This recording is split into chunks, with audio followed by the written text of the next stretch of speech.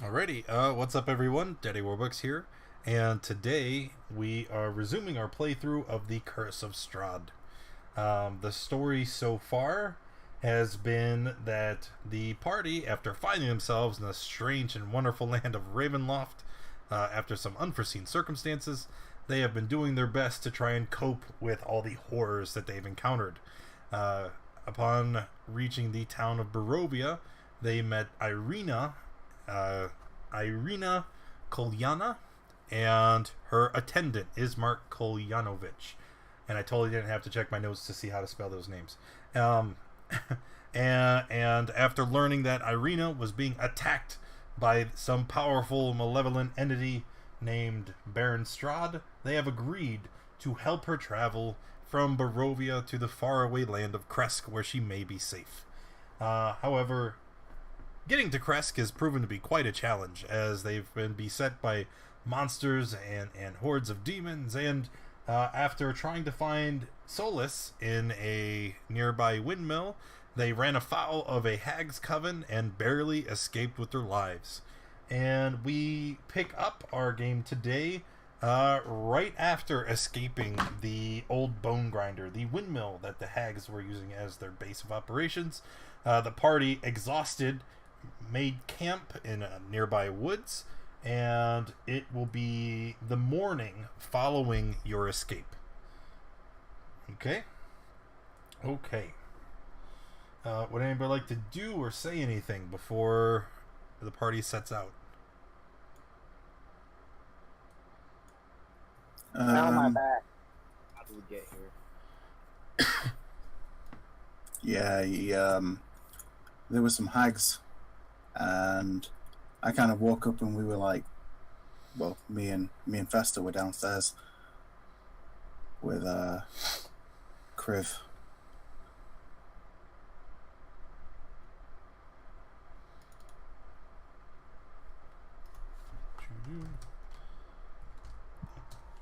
Ah, yes. How did you rescue us, Creve? I'd rather not talk about it. And that this Fester just shrugs and keeps waddling on.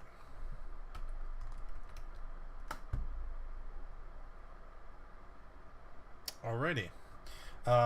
So the party begins to travel, and as you do, no sooner than you wake up, you break camp, and you set out, um, something afoul is on the air. Every time the wind blows in your direction, you catch a hint, like death.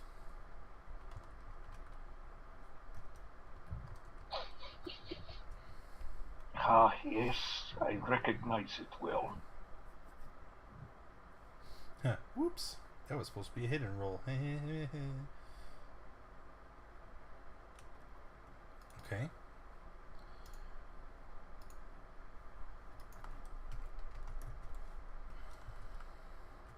Damn it. I forgot what the number was. Okay.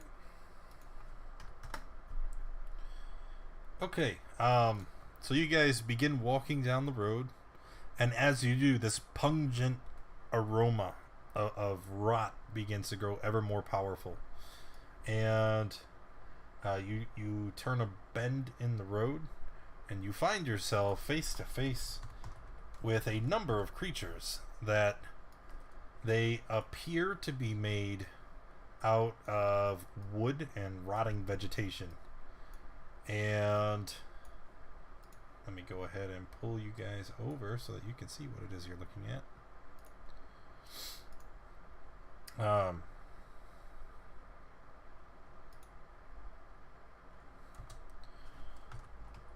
Okay, so we're here. Why don't we go ahead and roll initiative?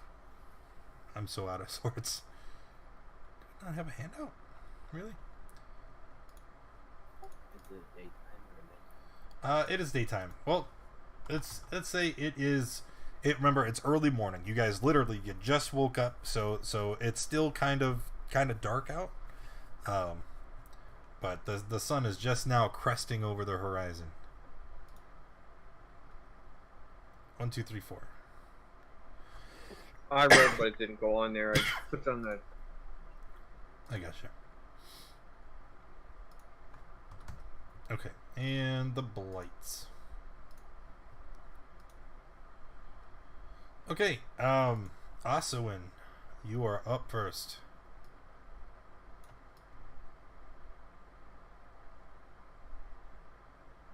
Okay, I'm going to run up to this one and slash at him with my greatsword. Slash at it with the greatsword. Okay. 25 will hit, and 13 damage. You just see that the creature's body, being made of all like vegetation and plant matter, not very durable, and you just kind of cut it in half, and wood goes splintering and flying in every direction. That is all. Faster. Okay. Fester casts poison spray at the nearest creature.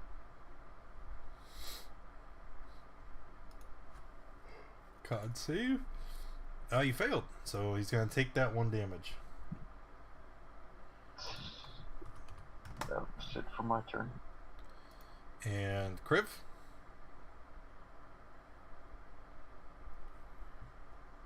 Alright, Crib's going to move forward.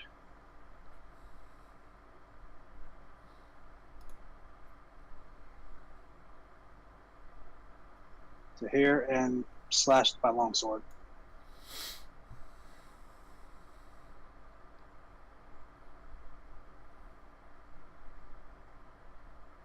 .21 is a hit for 5.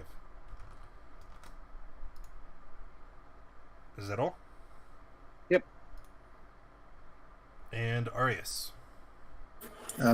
Arius recoiling at the stench of death on the air, and the smell of rotting vegetation coming from these creatures, just kind of crinkles his nose a little bit before casting a searing beam of holy light on the one that Kriv attacked.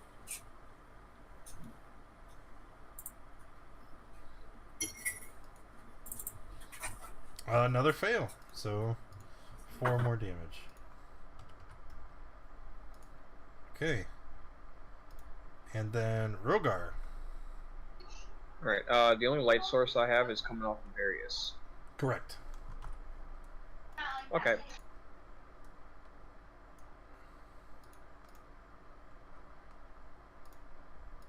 Well. There it goes. Did you see that too? Yeah, I moved token and moved like halfway back. Yeah. Anywho. We're gonna attack the one bottom left of me. Bottom left. With both hits? Okay, it with each strike, more pieces of its wooden body begin to splinter off and fly away. Horde Breaker, the one that Kriv hit. Okay, and that is another hit.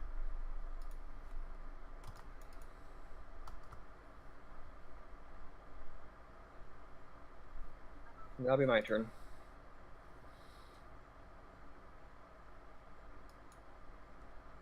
Okay.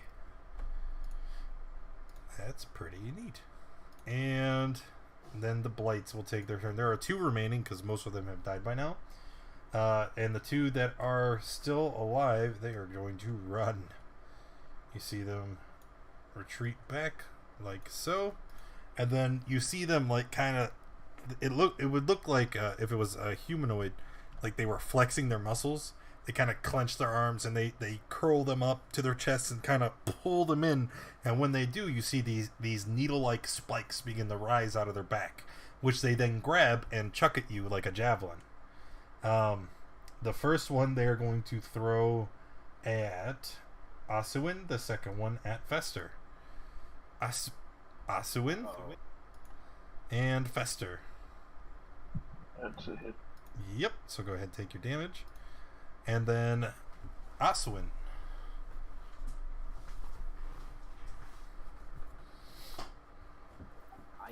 see them. Oh no, did they run away? Or do you just not have vision at all? No, it's just there anyway. Yeah. I'm just gonna use second one.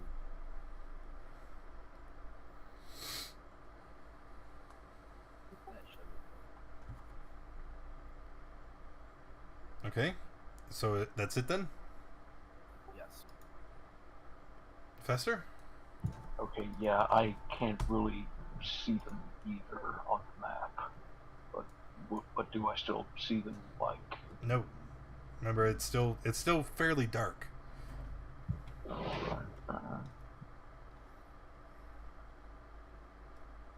okay, I'm going to cast uh,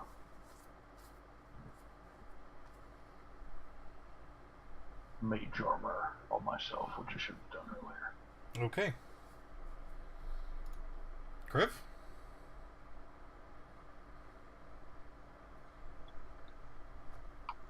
Alright, looking around, I don't see much of anything. So I'm actually going to rejoin the party. Back a little bit near Arius since he has the main light source.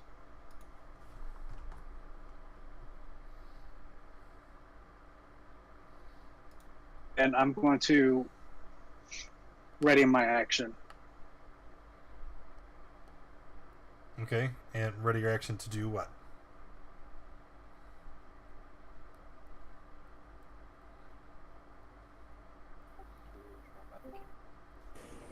I'm going to be prepared to attack anything if it decides to jump out at us. Okay. So if anything comes in range, you're going to attack it. Yep. Alright. Arius? Okay, I am going to give a Cure Wounds to Fester. I place a hand on his shoulder.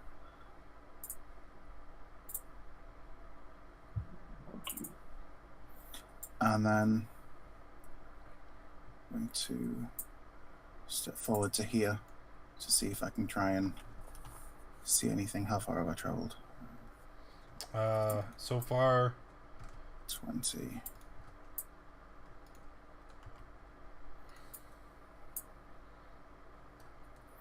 Because I saw one of them run off in that direction, so I'm kind of following that direction, but I can sort of see one of them now. But that will end my turn. Okay. Roger?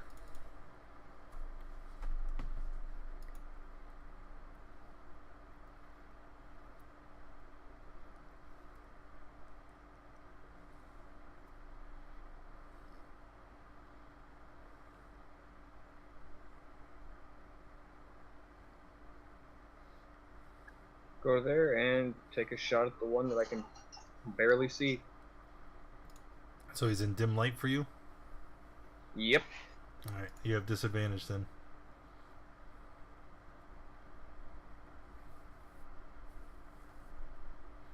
Hey! Hunter's Mark ain't supposed to be there. That's fine. So it's still 10 damage.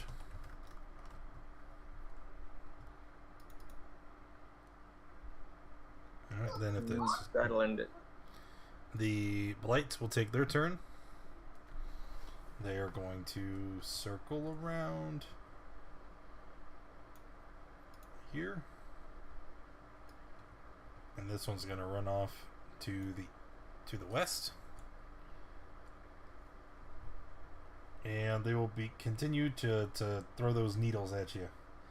Kriv and Asuin. And both miss.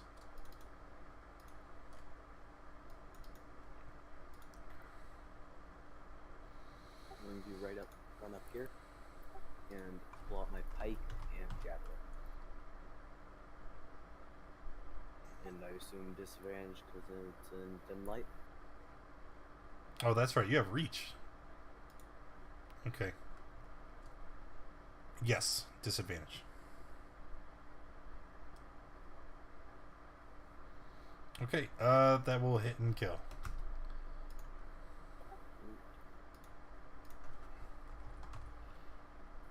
And that will be all. Wait a minute. Does a pike have reach? I'm confused. Yeah. Hi, Kazri. Okay. Fester. Okay, well, since I have the cantrip, I may as well use it. I also cast light on myself to help me see. Hey. Okay, where are you at? There you are.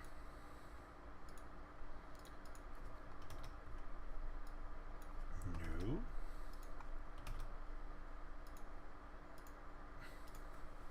Go.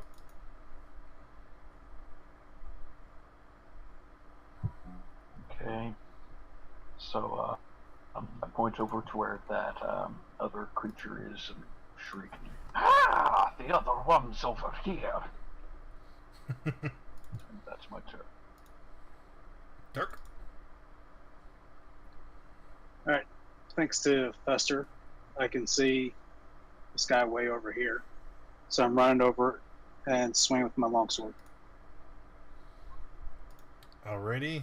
And 17 is a hit. And that's it. Arius. All right. So seeing the one down there, I'm gonna raise up my book and allow a bolt of radiant energy to fly at him. Which he fails to avoid and takes 3 damage.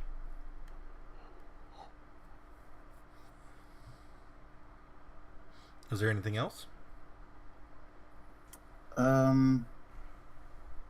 No, that'll be it. And Rogar. Move up and take a shot. 8 is a miss. And that'll be my turn. Alright, the Needle Blight, now being, this close to Kriv, you see him just reach out and he tries to rake at you with his claws. And fails horribly. Instead of clawing you, he just kind of, brings his hand down across your heavy armor. And as he does, you can see splinters of wood just kind of breaking off against your armored chest. Aswin.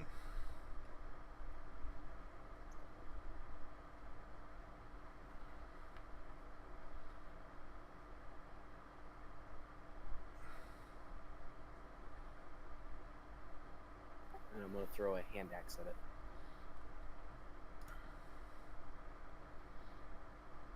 That is a hit. Okay. And all the needle blades are then dead, and you guys are free to continue your travel. I'm going to go pick up my hand axe. Okay. Before we continue, I'm gonna try and have a look at some of the bodies and see if I can sort of learn anything about them, like what type of creatures they are, how their bodies work, Okay. things like that. Go ahead and make a nature or perception check. Okay, I'll go with perception. All right. Examining the corpses of the needle blights, you discover that their bodies don't have any sort of physiology to them. There's no, organ or bone structure. They're just simply, vessels of plant matter that have been animated or constructed through some kind of magical means. But whatever it is beyond your understanding. Okay. Would I be able to get any sort of indication as to any weaknesses or resistances they might have? I think you're pushing it. Maybe if I took a sample and studied it later. Maybe. Okay, I'll take a bit of a sample of some of the stuff and stick it in my pack for now.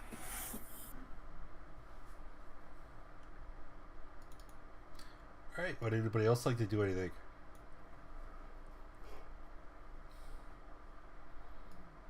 Alright. You guys continue your travel down the winding road, and you find that your travels are largely uninterrupted for quite some time. How much time? I'm trying to find where I rolled.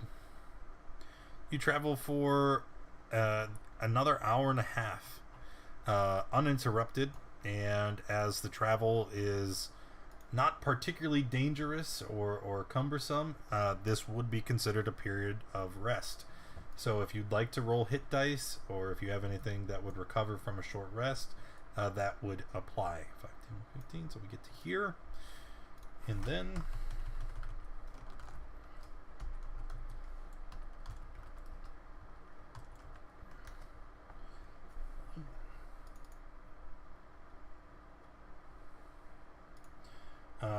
after you travel that hour and a half, as I described, you find yourself looking at something small that has been left in the middle of the road.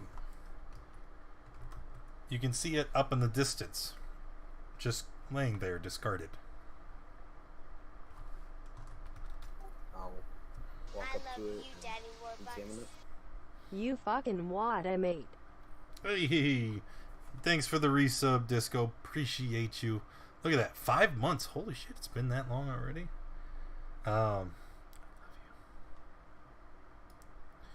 Okay, when you walk up and you look at the object laying in the middle of the road, you see there is a small silver pendant.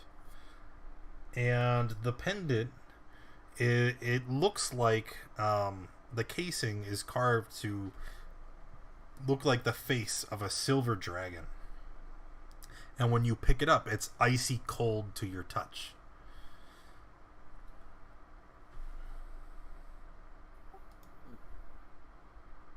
I'm going to put it in the pocket. Yes, put it in your pocket. Hey, Heavy. The other bird party? Okay, after finding the pendant, does anybody else want to do anything before I continue travel?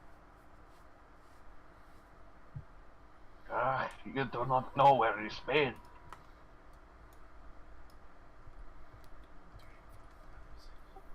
It's treasure. It's like I don't know where half the stuff I own has been, so Yes, but many things in this land have so far proven themselves to be nefarious. I would be cautious about finding such things in the middle of the road. okay then. I'm just kind of scoffs and turn away. All right. So, your travel is largely uneventful, and you go through the winding forest for another 2 hours, uninterrupted. And then I'm gonna see if there's any more encounters before we make it to town. 1, 2, 3, 4, 5.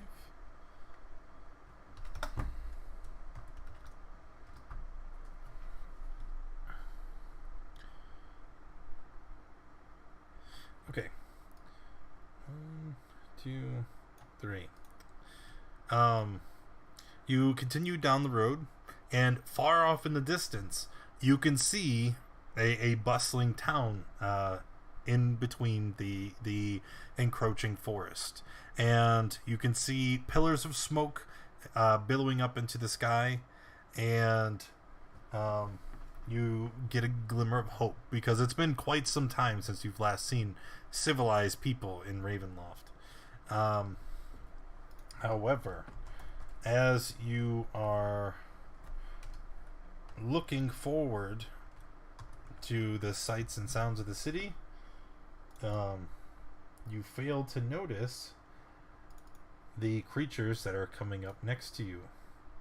And yeah, oops. Damn, I don't have a nighttime. Oh well. Let's remove this. You have the basic battle map, bro. No. Not here. Anyway, everybody should be able to see now. I'm still on the battle map from before. Yeah, I know. I just changed the settings. Well, everything just kind of got Got darker. Yeah, it's everything that's out of the range of my light is now just totally black. Now I can see. There we go. Fixed it.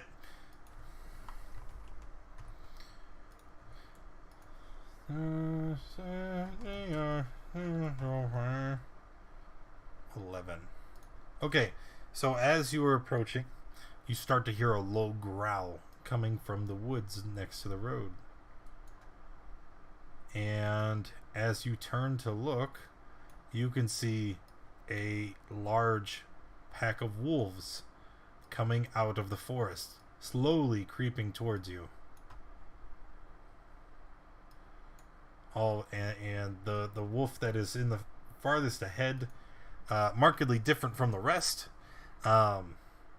is, you can see that it's slightly larger, and whereas all the other wolves are shades of brown or gray, this one is pitch black from head to toe, and its eyes almost seem to glow with a red light. If you haven't guessed it, it's initiative.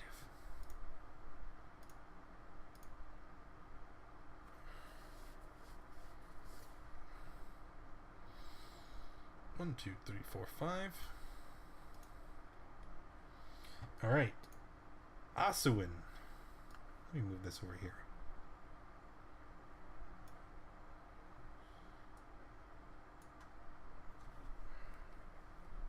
Hello.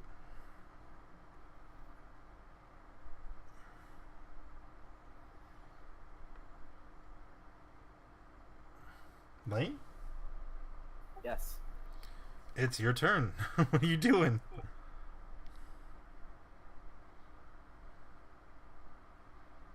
Okay. I'm going to use Titan Grip. Yep.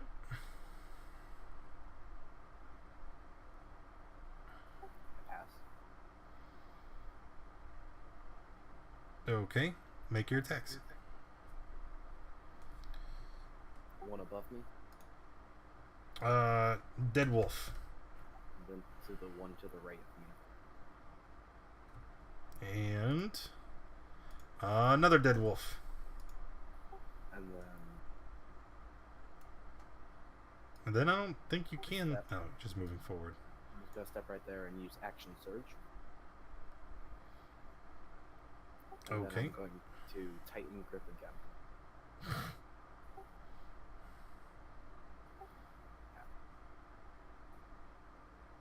Great sword, the one right next.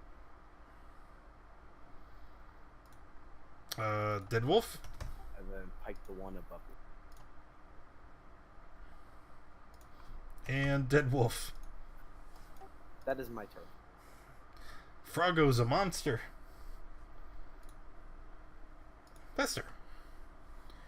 How are you gonna follow that up? Okay, I'm going to rise into the air and fly over here. And cast Burning Hands towards these 3 wolves ahead of me. Okay.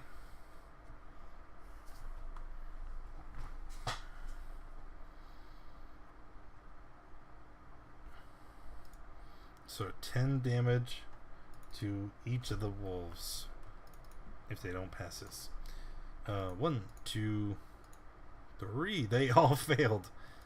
So they all take 10 damage.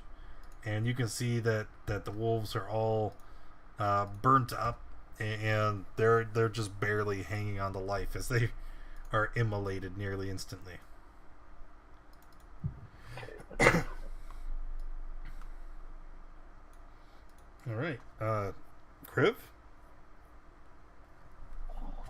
Alright, I want to move up to here, and then use an Eldritch Blast on this wolf.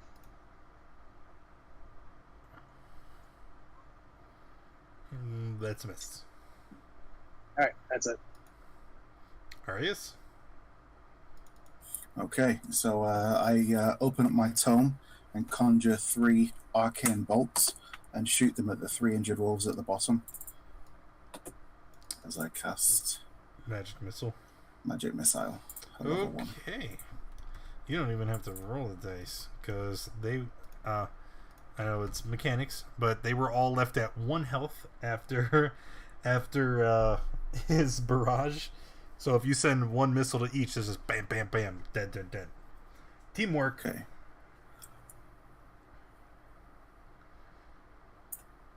And then I'll move back. Okay. And then the wolves. So the wolves, there's only 2 remaining. They're just going to run up to Asuin, and they're going to try to bite you. Hit for 7. Make a strength save, please. Pass. Hit for 11, and make another strength save. Okay. Rogar.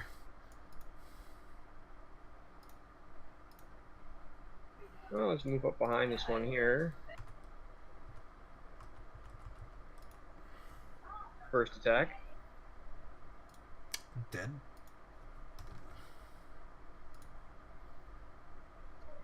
Let's hit the second. Okay. Since I hit the first, can I still trigger Horde Breaker on the second? You have to link me the text for Horde Breaker. I don't remember how it's worded.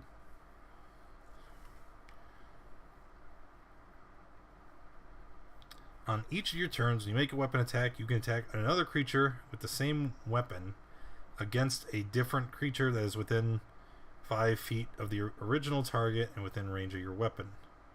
I would say yes. So you can make an attack with your main hand weapon again.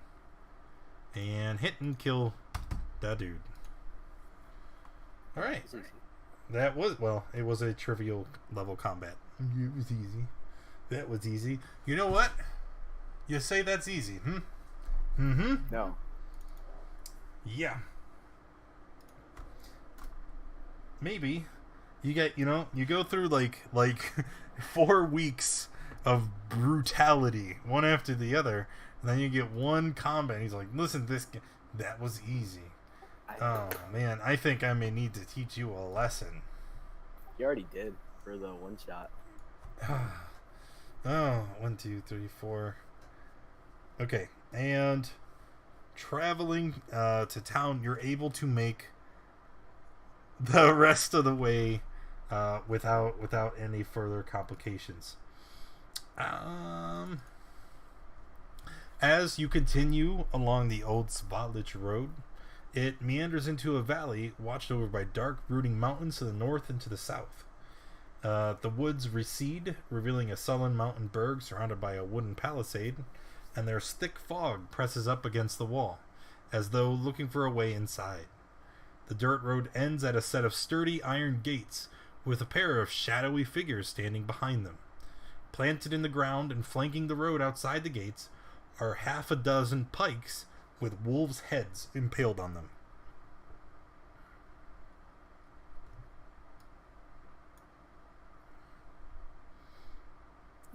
So I guess I'll stride up to the gate.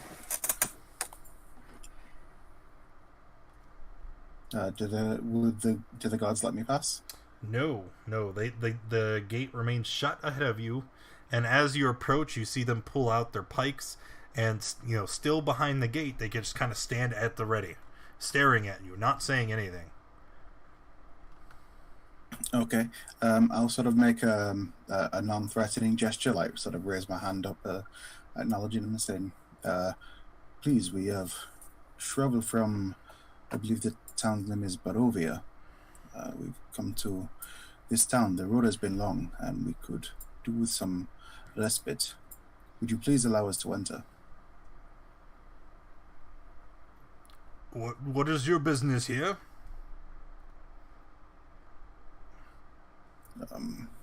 We were asked to transport somebody. Oh yeah, I have to ask. Where's Ismark and Irina? Are they still with us? They've been trailing behind the whole time. Okay. So we have been asked to transport this lady to this town, I believe. Please, I didn't. At this point, Ismark kind of comes up behind you. He's like, we're trying to go to Kresk. This is Vallaki. We'll have to pass through Vallaki to get to Kresk. It's still very far from here. Ah, forgive me. I do not know these lands well. So I'll turn back to the guard and say we are traveling to Kresk, but we must pass through here to get there. And we could do with perhaps a day or so's rest as we travel. They kind of look at each other uneasily. I don't know.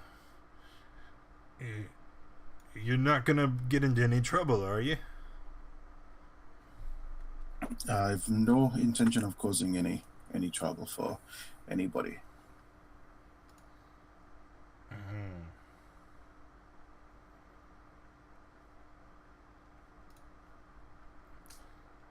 I suppose we'll let you in. Just be forewarned. Vallaki has a very well-armed and regulated militia.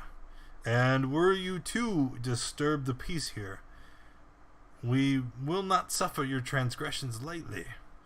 We do not have a prison, and the punishment for disturbing the peace, and he just kind of gestures to the pikes behind you with all the wolves' heads.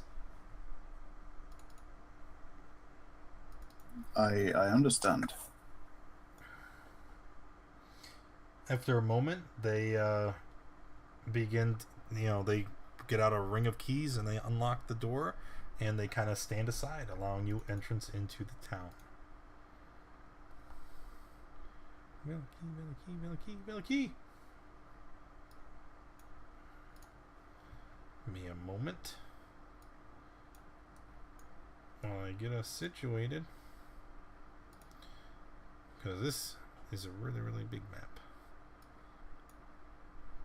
Lol.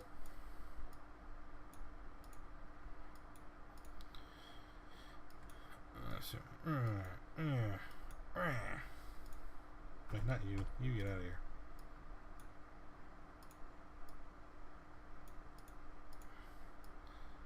There's no grid on this map.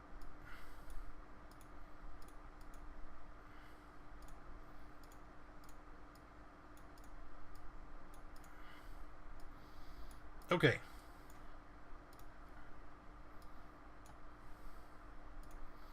So here you are at the entrance to Vallaki, right?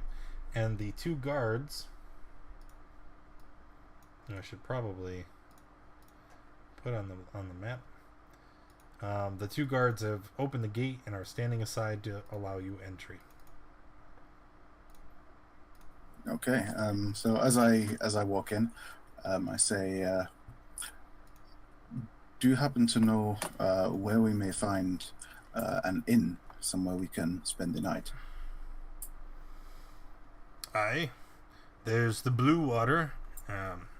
It's on the northeastern side of town. And other than that, maybe you'll find a place to rest at St. Andel's Cathedral.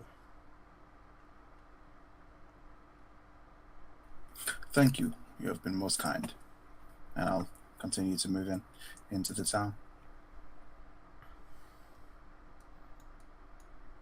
Anybody else want to ask or do anything? Or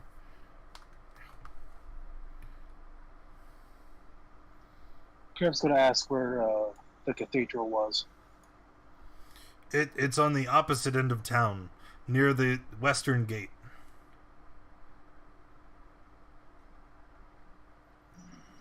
Perfect. And do you have a general store in the area as well? There's a couple stores.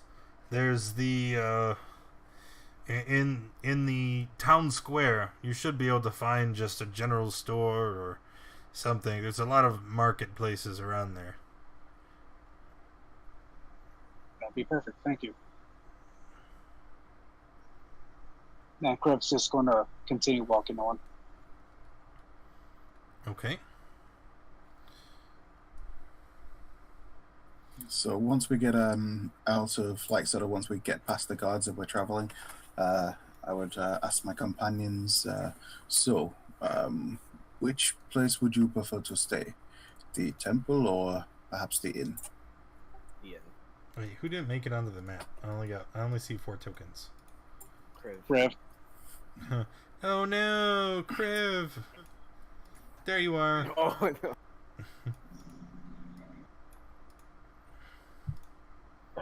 Stay at the inn.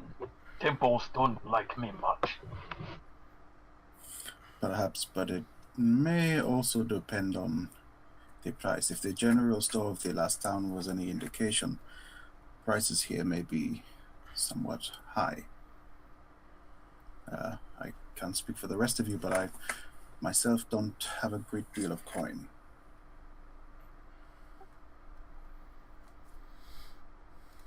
I had not thought to bring any with me when I was researching at the temple in Candlekeep. Well, look, check to the end. I'll cover you if I have to. Just I don't want to stay at the cathedral. Very well. So yeah, I guess we'll head towards the inn.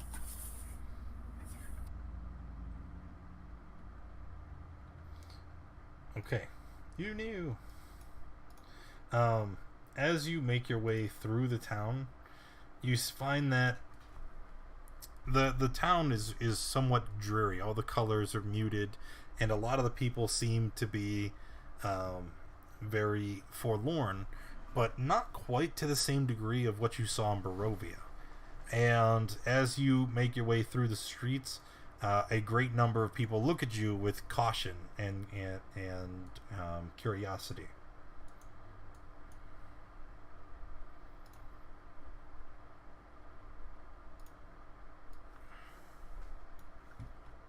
I'll just kind of look around the town as I'm going, taking in everything, the people, what kind of people they are, things like that. But I don't sort of attempt to speak to anybody. Okay. So you're just going to continue through the town until you get to the inn? I believe so. Yep. Okay. Walking further down the main road, eventually you see where it breaks off into a larger, circular area. Appears to be like a large stockyard, and you can see several locked sheds along the periphery of this circle, of this cul-de-sac, and there seems to be a big warehouse. Another telltale sign is there's a gate leading into this area that sits open and it's unguarded, and as you approach it, you can see that it says Arasek Stockyard over the awning. Parked at the south end of the stockyard is a sturdy carnival wagon with colorful paint peeling off and faded lettering hanging from a sign that is askew. And it doesn't appear that anybody is currently attending to it. Continuing further down the road. I'm stalling as I try to get to my notes. You can see a small offshoot that goes from the main road that seems to go down into the larger town square.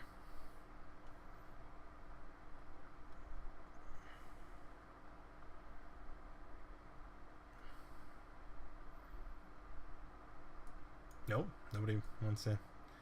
Well, As we're traveling along the town, I would ask Ismark and Irina, do you know anything about this town? Anything? Irina speaks up. She's like, we know very little. This is actually the first time I've left Barovia. I see. Then it will be a learning experience for all of us. Oh my god. Please tell me that scared the shit out of anyone besides me. Like, that's... Alright. Um, as you look down into the town square, you can see that the shops and homes that enclose the small area here are decorated with limp, tattered garlands and painted wooden boxes filled with tiny dead flowers. At the north end of the square stands a row of stocks, and they are locked, and there are several men, women, and children locked inside, wearing crude plaster donkey heads. In the center of the square, peasants in patchwork clothes eye you suspiciously as they use cups and vases to draw water from a crumbling stone fountain. Standing tall at the center of the fountain is a gray statue of an impressive man facing to the west. All around the square are proclamations posted on signs and laying scattered along the stonework road.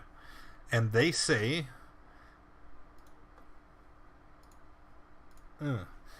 come one, come all, to the greatest celebration of the year, the Wolf's Head Jamboree. Attendants and children required. Pikes will be provided. All will be well. And it's signed just the Baron. Attendants and children.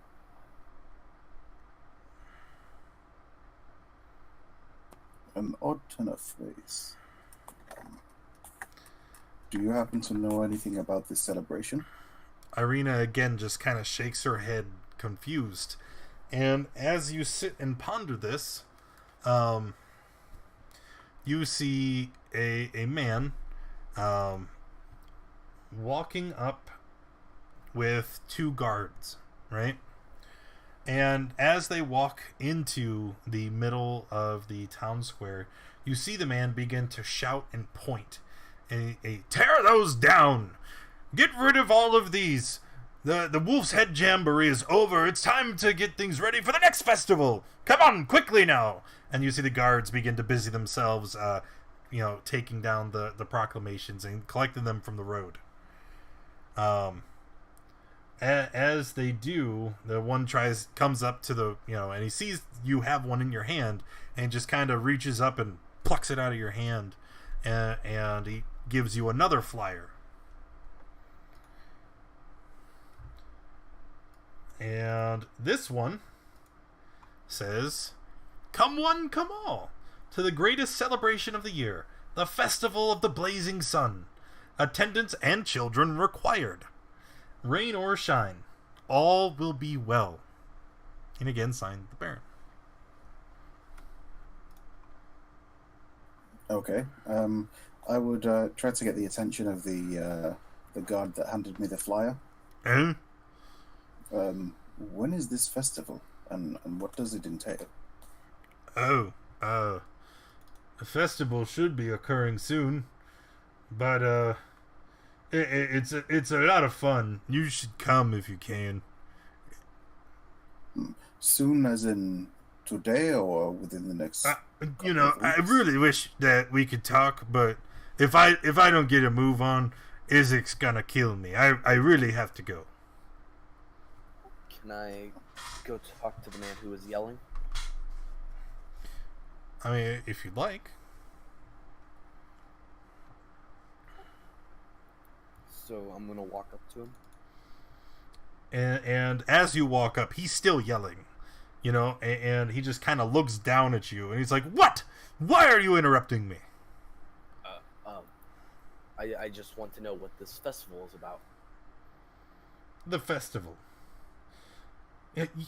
Excuse me, whatever you are. Do I look like I have time to educate you about the festivals and rituals of our great city of Vallaki? If you want information, go to a tavern or a library, but do not waste any more of my time.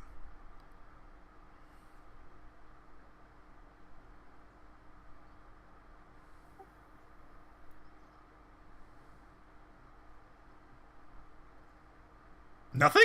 You're just gonna just walks away.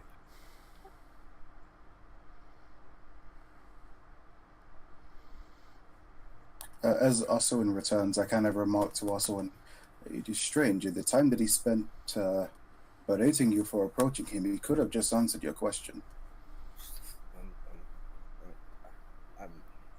You just see this expression of just rage on Asuwin's face.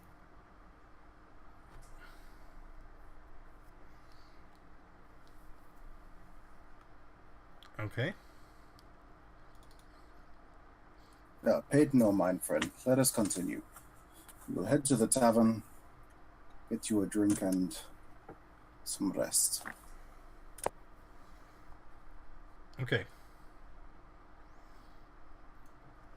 Heading to the tavern.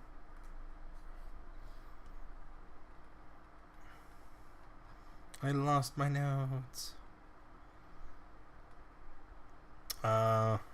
Tavern is in the town square.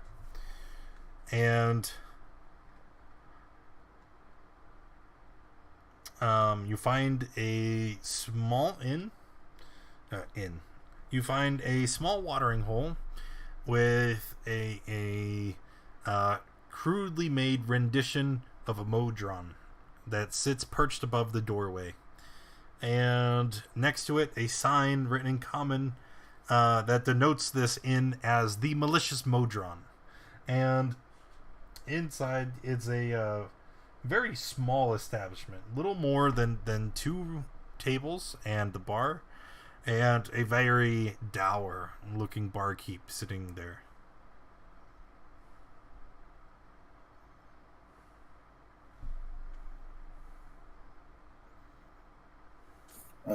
I'll walk up to the barkeep, and I would ask, good evening. Do you happen to have any rooms available?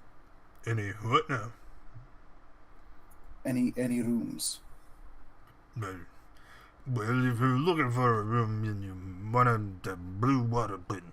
But this is a tavern, dude. Ah, forgive me.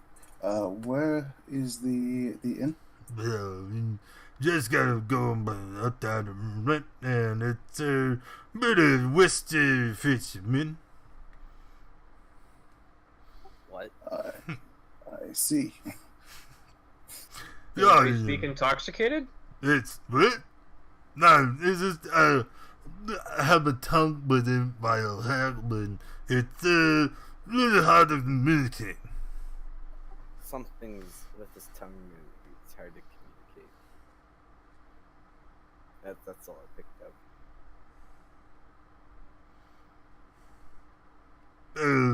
What do you mind? Could you just? Do you have someone else here who can better? No, not me. I Okay. believe he said it was just further down the road. To the west? Nah. Did he say? Oh, yeah. Okay. Have a nice day. Just. Mine. And he very enthusiastically waves you away. I'll wave to him as I leave. A pleasant fellow. Perhaps after we've secured rooms, we can return for a drink. Okay. Are we still in the town square at this point? Yep. Can I see if there's like one of the general stores around? Yeah. There's a very, very unassuming, building. It looks like a residence, except for the fact that above the front door it says goods and sundries. And they couldn't be any more to the point than that.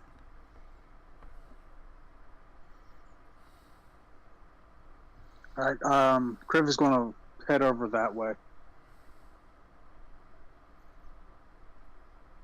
And pretty much head in to see what wares they have. Okay. There's a very thin human man.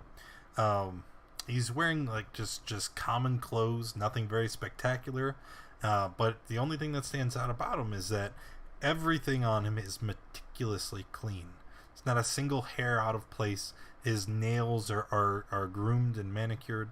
And as he carries himself, you can tell he's got an air of nobility about him. Yes. How may I assist you? Yes, I was wondering what type of wares do you have here? Do you have any rations and of the sort? Oh, of course. I can procure you with anything that you need.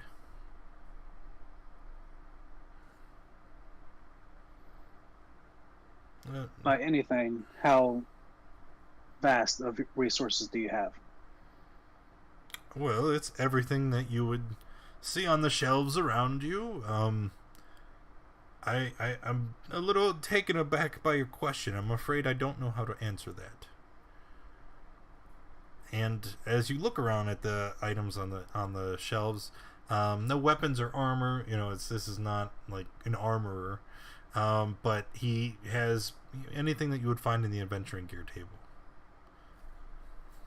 Basic goods and supplies. All right.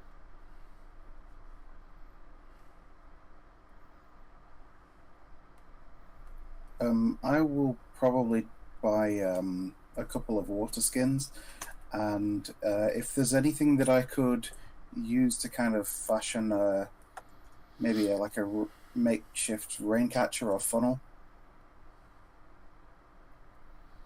Okay.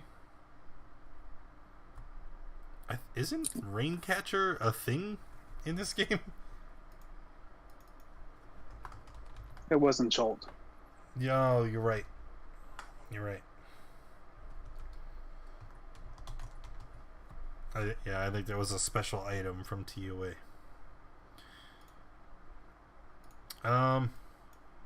Well, look at the adventuring gear list. Like there's a lot of stuff there, and if you can figure out some way to make it work, I would say sure, why not? Okay, cool. I'll do that. Yeah. All right. Anyone else?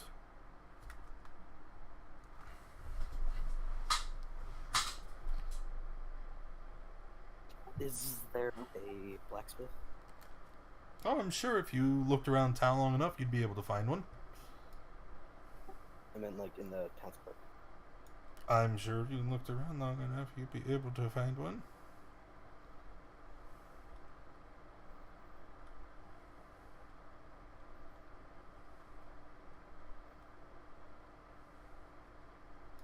Are you going to go looking for a blacksmith? I just realized I didn't open my mic. Yes, I'm gonna go look for a blacksmith. So you are walking away from the party to go and... Okay. Alright. For Kriv, he's going to purchase like 4 rations. Okay. You, Aswin, find a blacksmith hammering away at an anvil outside of the building here at the southern end of this bending road. I guess I should put you guys in the approximate area. Fister, what are you doing?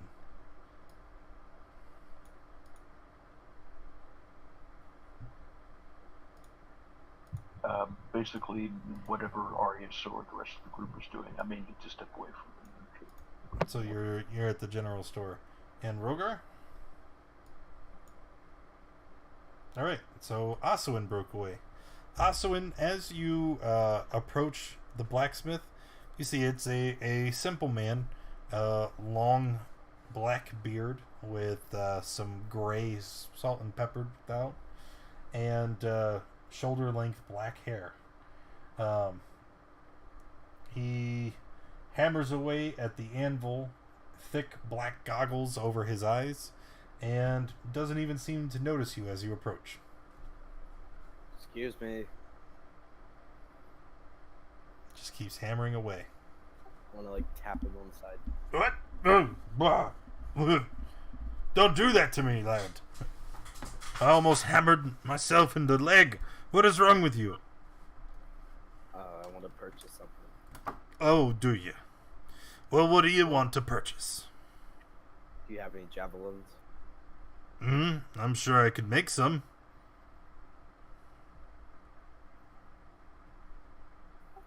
How much would it be for 10? For 10 javelins? He pulls out his hands and he starts counting on his fingers. Carry the one. How about 10. 10? Hey, you're confusing me. Alright. So you want 10 javelins? Yes. Alright. Then that would be 50 silver pieces. I'll give him 5 gold. Oh, very kind of you, sir, but I can't accept that. You see, I've got other orders to make first, but when I'm finished with them, I'll be happy to make your javelins for you, and you can square up with me then. Okay, and how long will that be? I'm thinking maybe about 2-3 days. Don't know if we're gonna be in here, the town that long.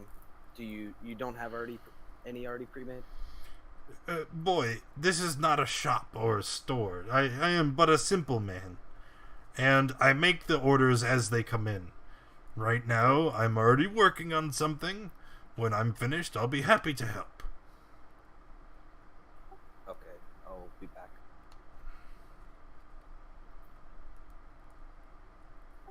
And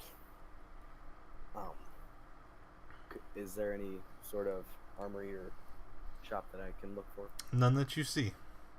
It appears that the lone blacksmith is the town source of weapons and armor. Okay, I'm gonna go look Also, for- be why he's so busy. That there's a 3-day wait on some javelins. I'm just gonna go look for the inn and meet the rest of the party there. Okala Dokala. That would be...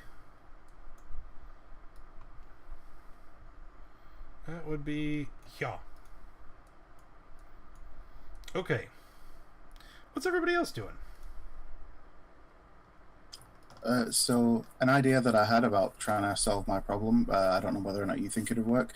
If I got some more water skins, because they are waterproof, and obviously, like, open them up and shape them into a funnel, and then use some, like, crossbow bolts as splints to hold their shape, would that work?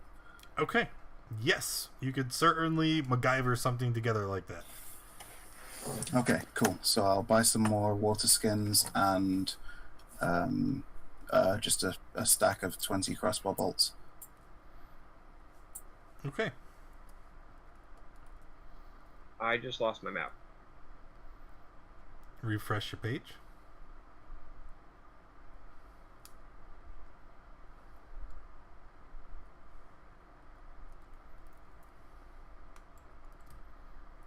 All right. Anybody else? Crib's pretty much set, ready to go.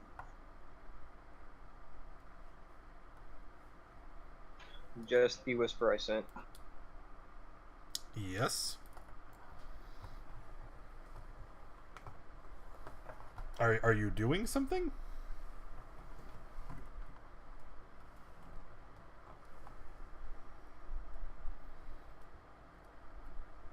Because there's curios and all kinds of things at the store you're in now.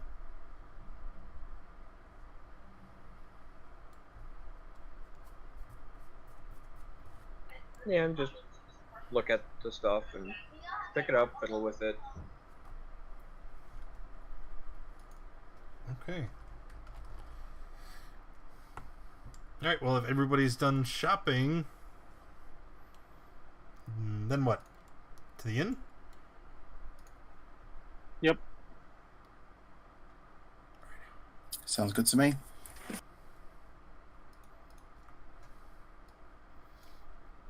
Okay, I'm gonna go ahead and... Whoa, no. I'm gonna go ahead and move you guys. Where did it go?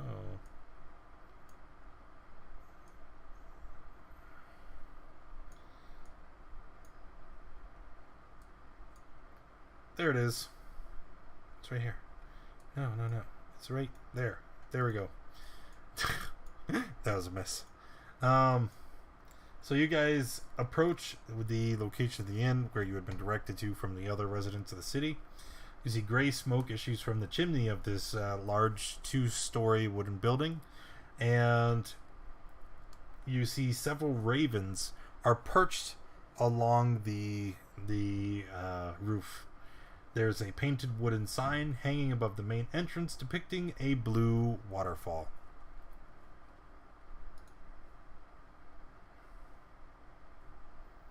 Well, this certainly looks like the place. And I'll step inside. Oh.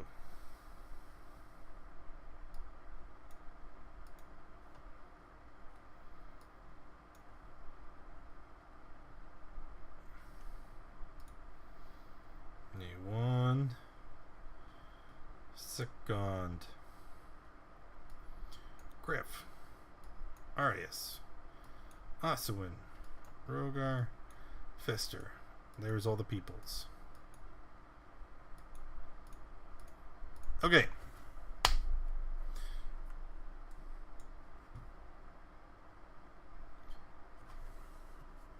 All right. Start striding up then. Okay. The door is unlocked and open to the public. And as you walk in, let me just populate it with some peoples. Oh no. You see that it is fairly crowded, as there are a number of the Vallakians mulling about having their meal and just kind of generally meandering in the common area. Okay, I'm gonna head over to the bar. Okay. And I will ask the barkeep, excuse me, do you have any rooms available? Okay.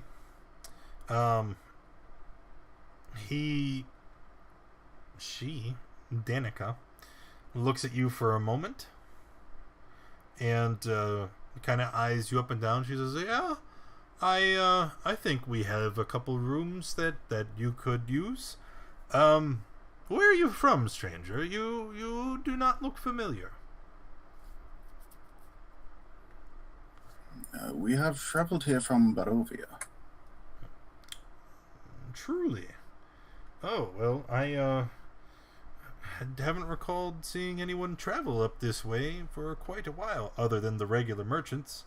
Well, either way, it is a pleasure to have you in our quaint establishment. Tell me, do you need anything? The bed will cost you a 1 electrum for the night. If you're looking for something to eat, we have hot beet soup and fresh bread at no additional charge with the room. And if you want something a little bit more fulfilling, we have wolf steak that we could sell you for another electrum. And maybe if you're just interested in something to drink, we do have some exquisite purple grape mash, number 3.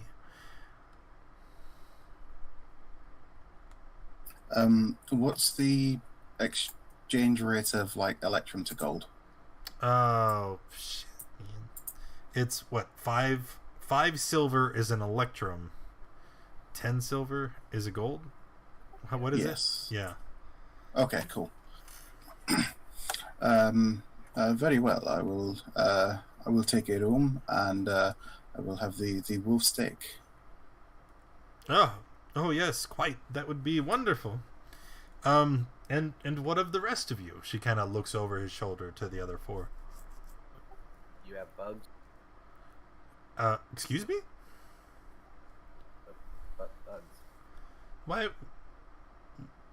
What do you think this is? I don't how believe dare he intends to cause offense. You see, But he's implying that we have rodents and insects in our establishment. Actually, he was asking as a matter of something for him to eat. Him being a frog person, he tends to eat things of that nature. He was asking if you could provide them. She just kind of waves her hand. You can run around outside, I'm sure. Pull out my rations.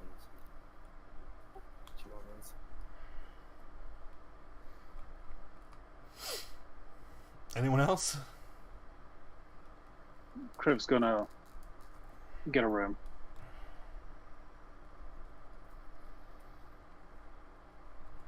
Okay. Anyone else? Everyone else gonna check in? Yep. Yes. Yeah. All right. As she takes everybody's money, right? She looks around and she notices the weapons and the adventuring gear and says, "So, what exactly is your business again? I don't think you had mentioned earlier." No, we did not. We are traveling towards Kresk, I believe. Kresk. And Yes. why are you going to Kresk, may I ask? We are acting as escort for a couple of friends. Oh, you're adventurers. I suppose, given the circumstances, yes, we would fit that description. Oh, well, since you happen to be heading out west anyway, if you could do me a favor, we'd be greatly, we would be greatly in your debt. You see, we are almost out of our supply of wine. The Wizards of Wine winery usually sends us a supply of purple grape mash every month, but so far they are behind. If you could look into the matter, I would be eternally grateful. I kind of look around at the rest of the parties, kind of gauge their reaction to the request.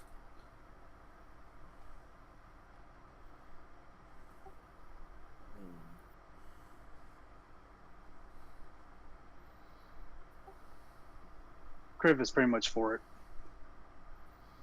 Yes, if we find ourselves in the vicinity, it could do no harm. We could look into it and see if there's anything we can do. Oh, wonderful, wonderful. If you could, resolve that matter for me, I would. I don't know. I could offer your group free room and board.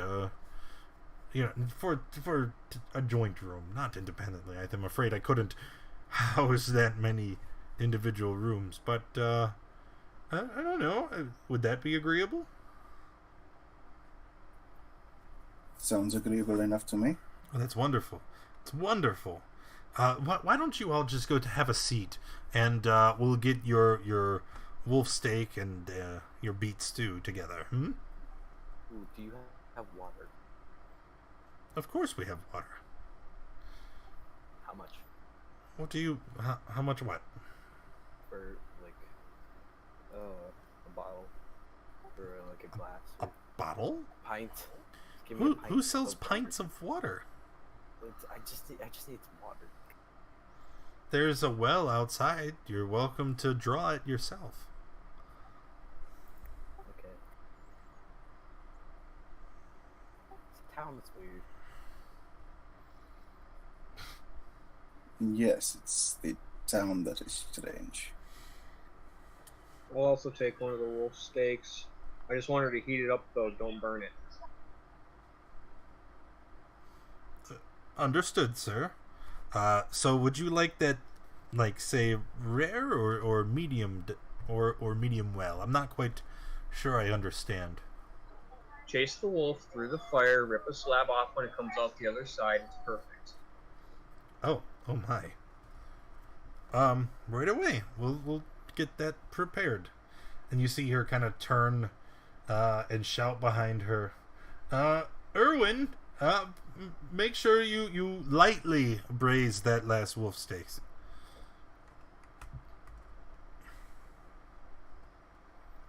She says, okay, yes, go ahead, take a seat. I will bring it right out, sir.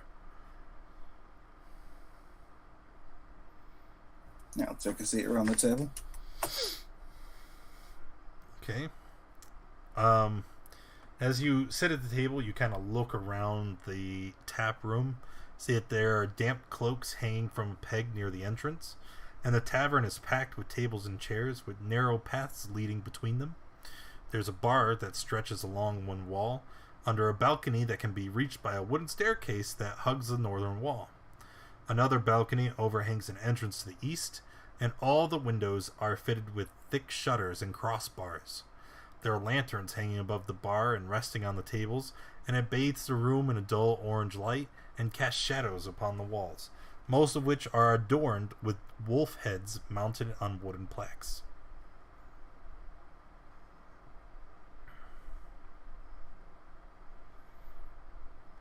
As you look around at this site, you see two men enter into the inn. They walk in, they kind of reach around, they waved everybody, and there's some you see a lot of the villagers raise their glass of wine and kind of toast it in their direction as they walk up to the bar and begin to have a discussion with Danica in hushed tones.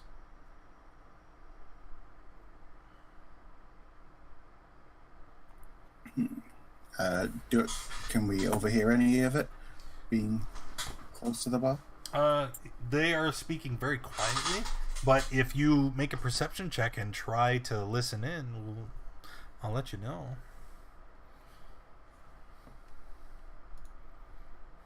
16. Okay. Listening into the conversation at the bar, you hear her say, "Oh, hello, Zoldar. Yes, hello again, Yevgeny. How are you? Yes, was the hunt good?" And they say, "Oh, yes, of course. The devil may try to thwart us, but we are the finest in all the land, and even he cannot stop us from our quarry." And they all just kind of chuckle at that, and then you hear them kind of briefly, they just brusquely stop.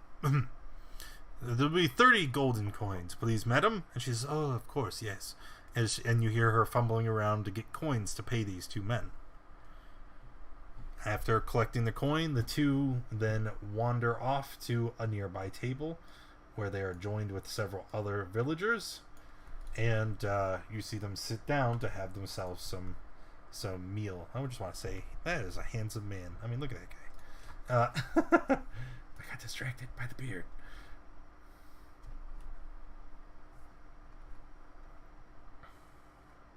Okay. Okay. When my food does arrive, I would ask whoever brings it over, I would say, "Oh, by the way, can you tell us anything about this festival that is happening soon?"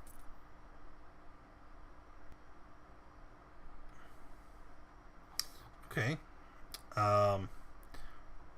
Your food is brought to you by a young boy. His dark hair leads you to believe that he must be related to the woman working behind the bar, and he is carrying a tray with both arms straight out ahead of him as he brings you glasses of wine and food. And as you ask your question, he just kind of leans in and looks at you with wide eyes.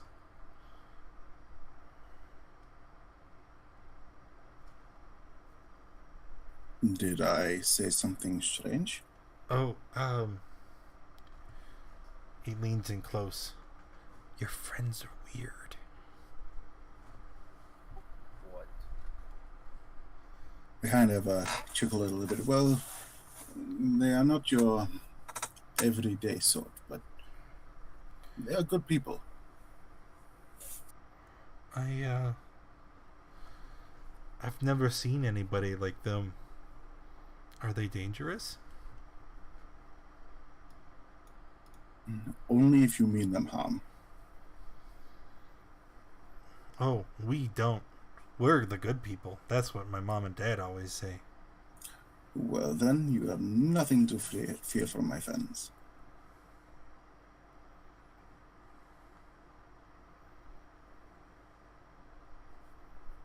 I must admit I had not seen very many like them myself until recently. But they have proven themselves to be quite capable and quite a good group of friends. Uh-huh. Okay. I'm gonna go. The frog is looking at me funny. You have yet to answer my question, child. Huh? The festival. Can you tell me anything about it? The Festival of the Sun? Yes. It's a festival to celebrate the Morning Lord. You do know the Morning Lord, right?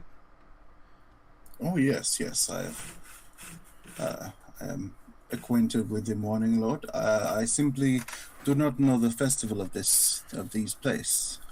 Oh, it's a lot of fun. We make a giant wicker ball and we take it to the town square and then we burn it to represent the sun. And then everybody feasts and drinks and dances and it's a lot of fun. It certainly sounds it. When is the festival to be? It's in 3 days. 3 days. Okay.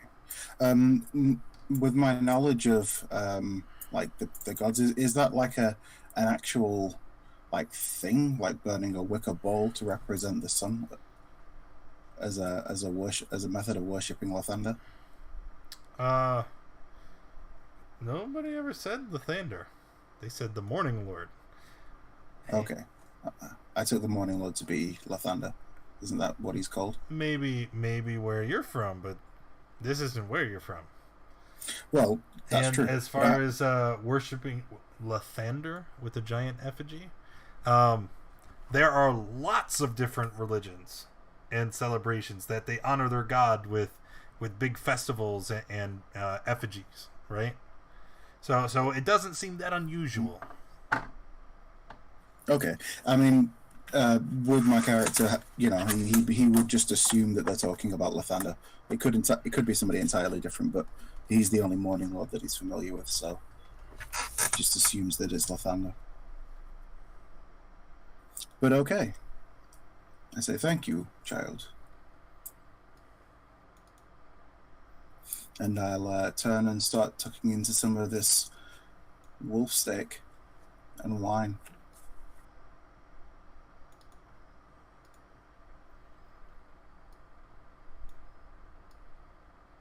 Okay. Anyone else? Nope. Just eat and go up to the room whenever it's ready. Well, your room is ready. If you wanted to go to your room, you could have already done that. You were given the key, and it's got the number of the room on it. So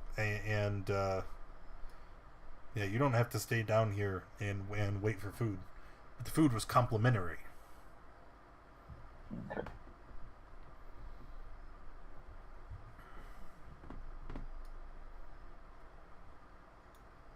Pretty much just chows down. Then he starts heading upstairs to the room. Ostuin's gonna take his water skin, dump it over him, and then head up to his room. What time is it, roughly? It's like midday. You guys woke up first thing in the morning after fleeing the bone grinder. You traveled like 6-7 hours, and then you've been bumming around town for a couple hours. So I don't know, probably like 2 p.m.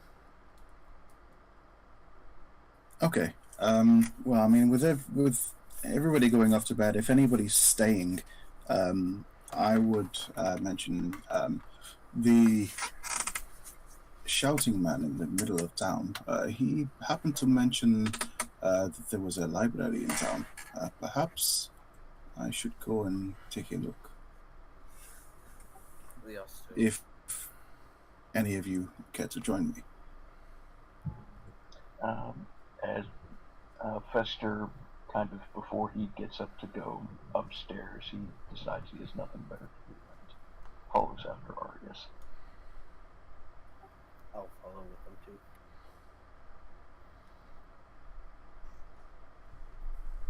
So everybody's going to the library. Yep. After I finish eating my overcooked wolf steak. Okay. Walking back through town, you make your way to the small library in the town center, and you find that the library is really a bit of an overstatement. The books here are not of very much interest. It's more or less what you would expect from like a school, just basic knowledge that any of you at this point would already have. Okay. Is there anything maybe relating to any history of the area or of the towns? Looking through it's you do find a book with some information in it about some of the history of Vallaki.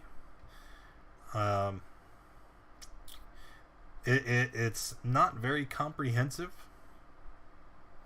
but through reading these history books, you find out that the Blue Water Inn is a long-standing traditional hub of Vallaki, and that it's been known to have been established centuries ago and has always been a shelter that offers food and wine to visitors, and it's known for its very hospitable reputation. You learn that the current burgomaster is a man named Baron Vargas Valakovich, and that he comes from a long family line of Baron Valakoviches, and they have ruled the town for centuries. You also know that it was several years ago that Baron Valakovich declared the Festival of the Blazing Sun to occur, and that this is not very uncommon, as the records kind of show him kind of just creating all kinds of festivals. The last of which was the Wolf's Head Jamboree that occurred less than a week ago. And you learn that he creates these festivals so very quickly that over the last several years, Vallaki has endured at least one festival every week. And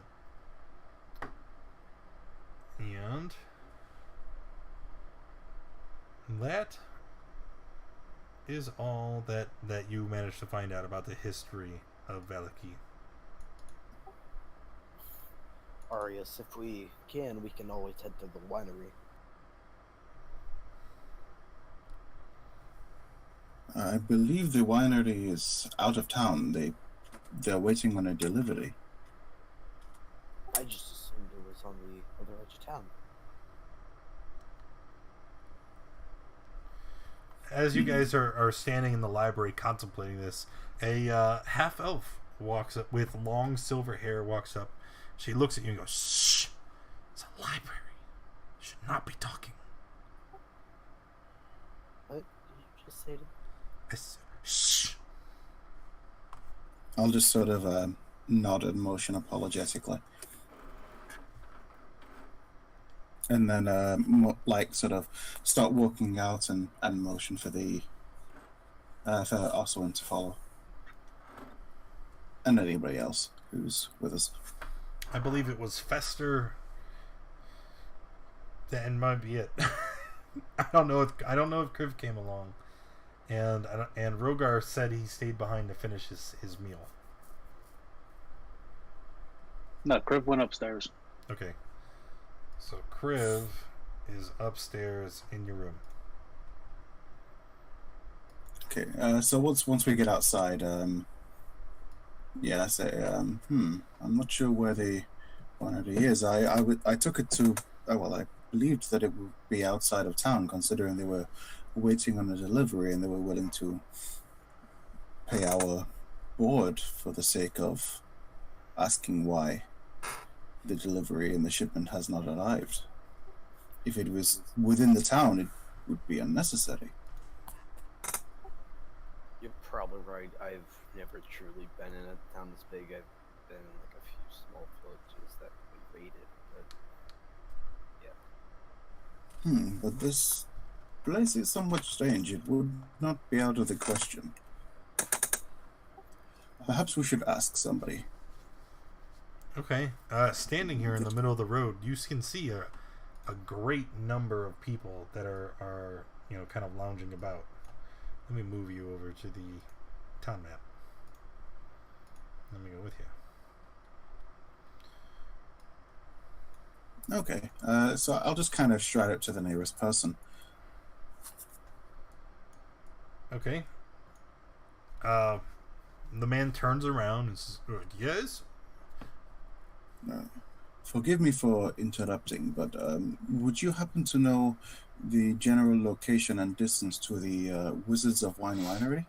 The Wizards of what now? They're, oh my god, miles and miles away. How many days travel would you say? Oh, I don't know. I've never left the town myself. I would say ask somebody at the inn. They would probably be the more of the worldly types. Yes, perhaps we will do that. Okay. Thank you for your time.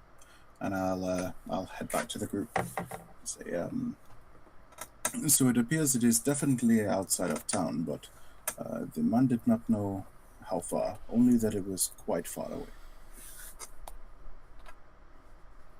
But the innkeeper would likely know more. Sweet. Okay. Is there anything else we need to do while we're out here before we head back to the inn? Well, while we still have some time in the day, I would not mind taking a walk around the town just to get a lay of the place and look at some of the architecture.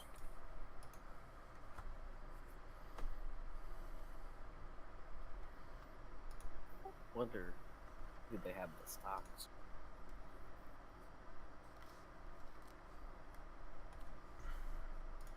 You said you wonder who they have in the stocks? Yeah, we should head towards the town square. Good a place as any to start.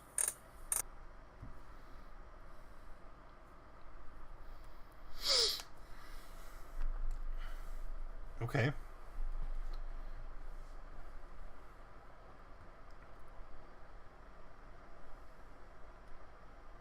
I'm gonna start heading out to the town square. Sure. As you make your way to the town square, you see all the townsfolk in the stocks, and you see that there's an iron padlock securing each set of stockades, and the people are you can't see their expression because they have those masks on, but you can hear groans of exhaustion and pain and sobs coming from underneath the masks. You are able to tell from the shape of the bodies hanging out of the stocks that of the 7 people that are here, 3 of them are men, 2 of them are women, and the last 2 are small children. and all of them are very tired, and you can see from their body that they are emaciated. They're very hungry. It looks like they've been here for quite some time without food. This is really strange. Do you guys normally do this here? And I kind of ask Arias. The places that I come from, such things are not really done, though I have heard of them being done in other places or in the past. Yes, but when we do it, we treat them like guests, and we show them, and we show them our treasures, and empty. But I do not believe these people are guests. I believe that they are being punished for some crime. I kind of yell out to one of them. Why are you in these stocks? You get only a tired groan as a reply. The people are far too malnourished to answer and have a conversation. Is there anyone nearby? Sure. You're able to stop a bristly looking man as he's walking down the road, and he kind of turns in your direction.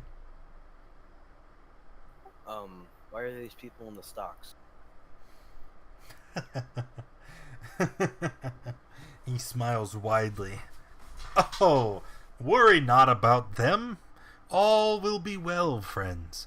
Just trust in our Burgomeister's judgment. But why?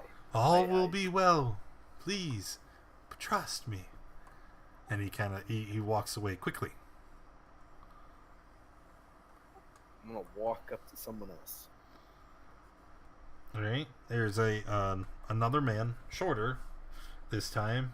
And he looks up at you very anxiously. Why are these people in the stocks?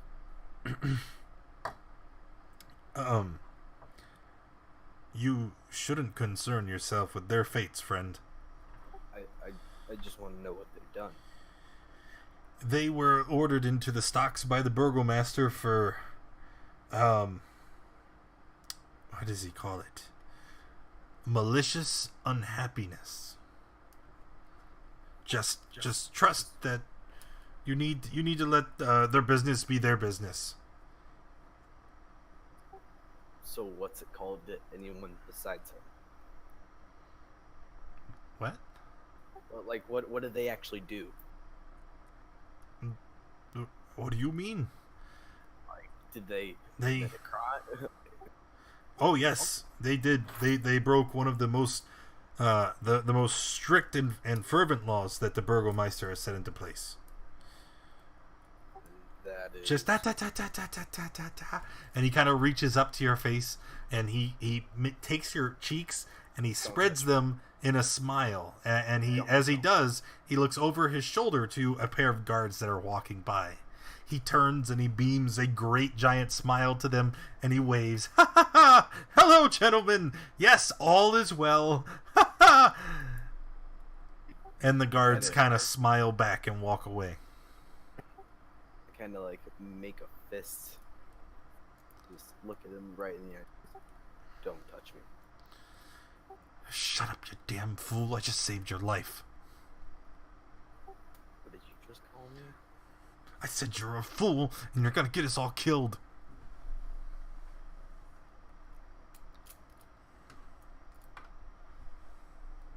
I'll place a hand on Ocelyn's shoulder and I'll say, please calm down. I believe this man had your best interest at heart.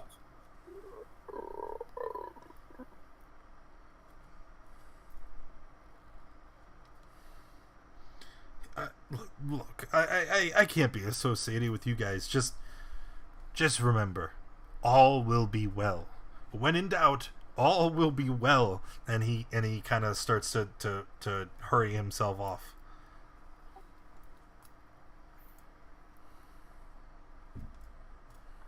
I want to go back to the inn.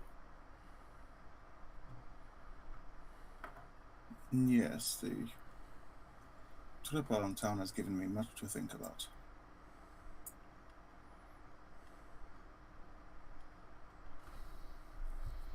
Okay. And I'll start heading back to the inn as well.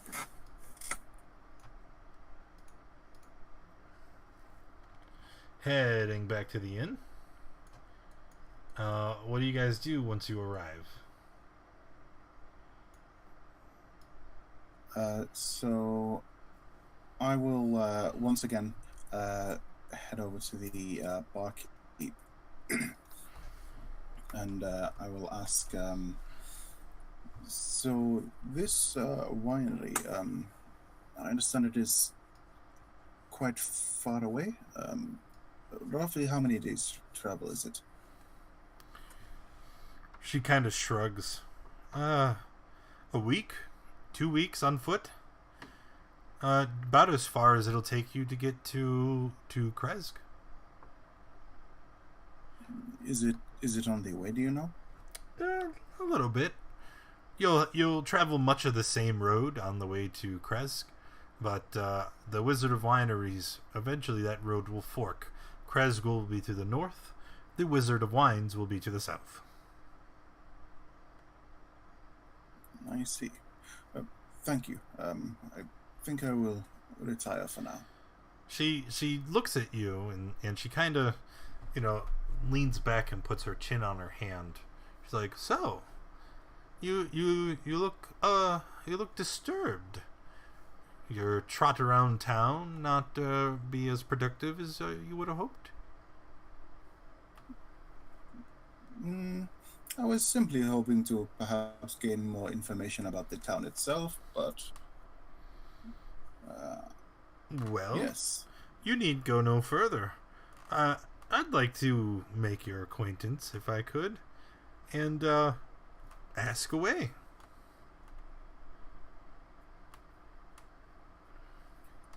Only if you are sure. Of course. I couldn't turn away a treasured guest. Okay, I'll sort of offer a wide grin as I sit down. Perhaps something to drink then. We may be here for some time. Well, the information may be free, but that is not. What would Yes, you? I understand. What do you have a taste for? I mean, we have our purple grape mash, and it is cheap and plentiful. But if you'd like something a little more splendid, we have some exquisite red dragon crush. It'll be a silver piece for a pint, but it is worth it. Yes, that will do nicely. Excellent. Let me Bray, and a gray-haired older woman, looks very similar in features to the rest of the family she's seen. She tells her to go retrieve the bottle, and then eventually comes back and hands it to Danica, and she begins to pour it for you and Oswin. And apparently Fester, who has joined the group. Hello. Yes. Let me move. There's a bunch of stuff. Because it's all cluttered. I don't like it. Okay, there we go. So sitting here at the bar, she pours out the Red Dragon Crush, and she's like, "So, what do you think of our little town?" Yes, it's certainly an interesting town. A great many festivals, I understand. Indeed. I'm afraid that Vargas may be quite mad. But he is a decent enough burgomeister, and everyone has resigned themselves to tolerating his madness. So, what will you do? What's with this unhappiness? She looks at you, and her expression changes.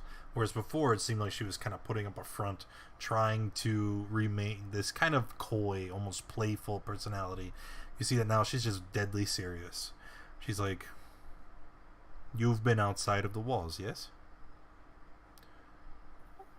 And you have seen the fog, the death, the gloom that permeates every square inch of Barovia, haven't you? Yes. How long have you been here? We just arrived today.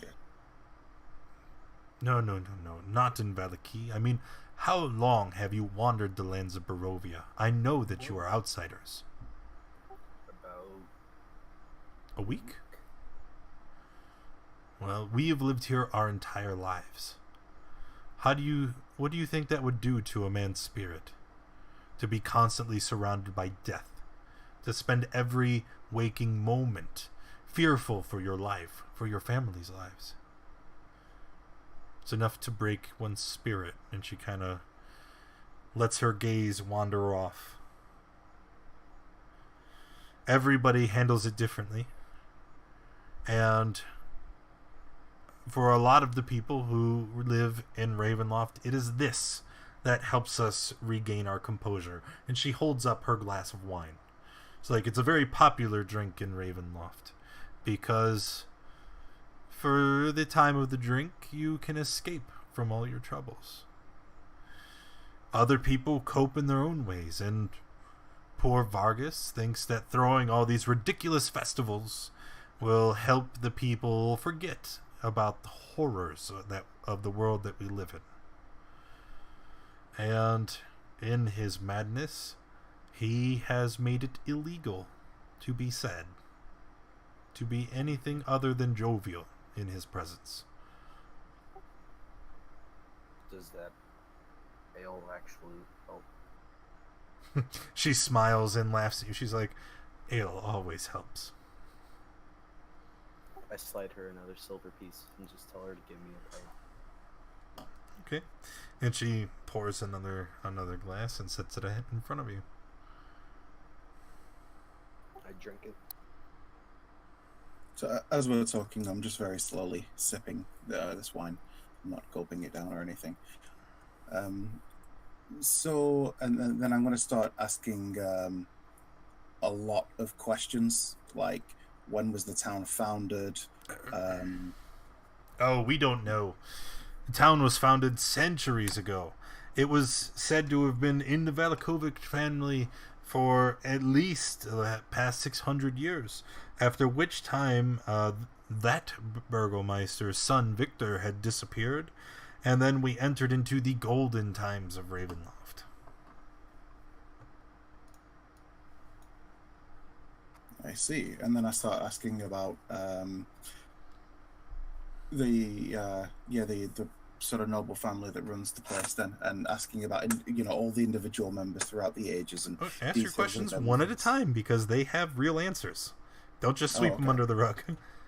Okay.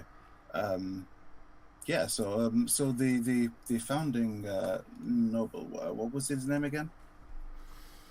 Well, the last noble that we had record of was a Victor Valakovich. But he was said to have disappeared, after which a period of 50 years had went by, and then the current heir to the Valakovich line appeared and laid claim to the area. That's as much of our modern history as we know. I see. And the lord that turned up after, what was he like? The Valakoviches are good enough men. I know one of the original, the founder, Victor, was said to have stood against Strahd himself. Of course, that could not be true, because he survived. We know that he was here to found the current generation, but, it's a nice story. Decent men all around. Do you know of anybody else that has stood against Strahd? I believe I heard somebody in the previous town mention that there was a wizard from outside these lands that perhaps attempted to stand against him. There are legends. They are centuries old. They talk about a group of people, outsiders, who would come and destroy Strahd and free us from this oppression. But it can't be anything more than fairy tale. Some people say that the stories are prophetic, and that a group of outsiders will save us from Strahd.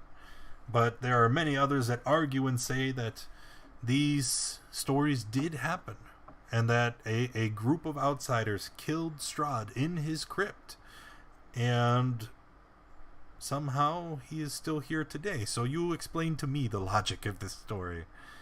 You resurrected. I do not know. But yes, there was a group of them. A wizard, Antidrigus, a druid, Barkley, and it's rumored that this Barkley, as the story goes, the group invaded Castle Ravenloft, razed it to the ground, and slew Strahd in his crypt. After they supposedly killed Strahd, the group all disappeared, having went back home, all save one. Barkley was rumored to have stayed behind to keep a ever-vigilant watch, and it was said that he founded a group of druids off to the north. But again, these are ridiculous stories, as there is no possible way they could be true. There is no group of druids in the hills near here, and Strahd has certainly never died, as he still lords over the land as any other. But, like, what if have you ever been to the hills where these supposed druids roam? She just kind of leans back and looks at you, and she's like, no. I personally have not traveled through here. Well, then you don't. Do you have... Go ahead, sorry. Well, then you don't know if there are people there, and Strahd could have been resurrected by a greater evil. And you can obviously tell Asuin is swaying all about drunkenly. Okay. So Arius would say, in these tales, is there any indication of when these strangers arrived? Motorcycle. Any tales of when the strangers arrived? Yeah, any indication of sort of when they arrived, like how long ago it was? I'm sorry. It's impossible to say. Most of these tales of this mysterious other group, they've just been handed down from person to person over the centuries. And after 600 years of word-of-mouth stories, I'm afraid there's not much else to tell you about them. I see. Well, if there are a great many tales, I would very much like to hear them. All of them. Perhaps they can glean some insight. She looks Perhaps around. They will simply give a bit of light entertainment. She looks around to the other people sitting at the bar, at Fester and at Asuin. She's like, would you also like to hear these tales?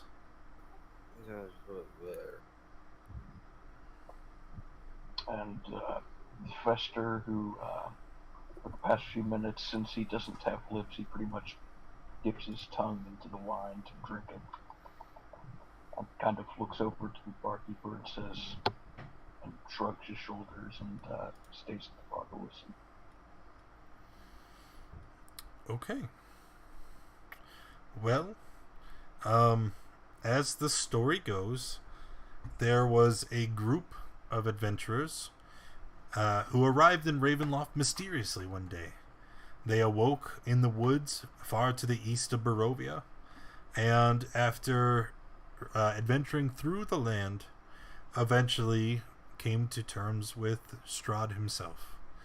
Not much is known about their exploits, but from the time they arrived to the time they faced off against Strahd.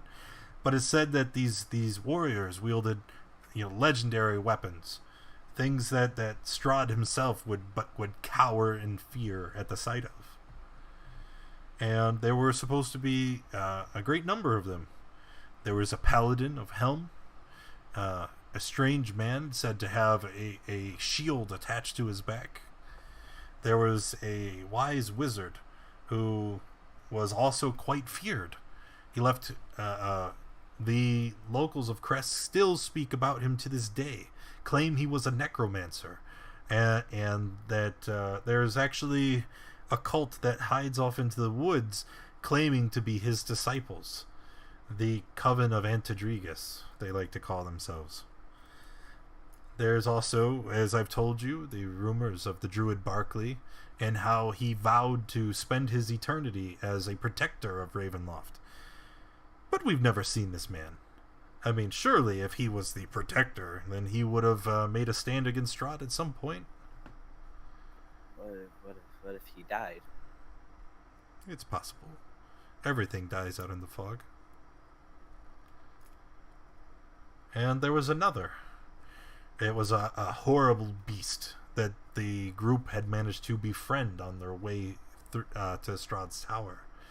It said it was a horrible monstrosity, green skin, fanged teeth, with quills emanating from its back and giant claws that would tear through a man's flesh in an instant.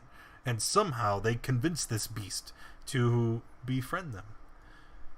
It's quite an amazing story, but honestly, I don't know why you're interested in it. These are tales we tell to children. Forgive me. Perhaps I should explain. You assume that I am an adventurer, and for the past week, I suppose I have been. But I am, by and large, a scholar. I collect ancient histories and mysteries, study the arcane, and things of that nature. So old tales and fables and legends are of great interest to me. I see. And Fenster sort of turns to regard her, having pricked up at the mention of necromancers, and he sort of offhandedly mentions, if the legends are specific, where do they say the disciples of Antidrigus reside?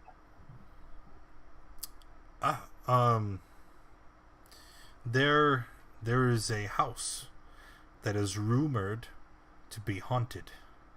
A large mansion west of town. It said that a dragon died there long ago, and the Antidrigus Coven is said to also have made their home there in recent years. Okay, Fester kind of strokes his beard and merely nods with gratitude and finishes off his wine. These disciples of Antidrigus, are they known to be malevolent or hostile to outsiders or travelers? I do not know. We've never had one come and visit the inn, and I can't say I've ever heard tales of survivors who have encountered them.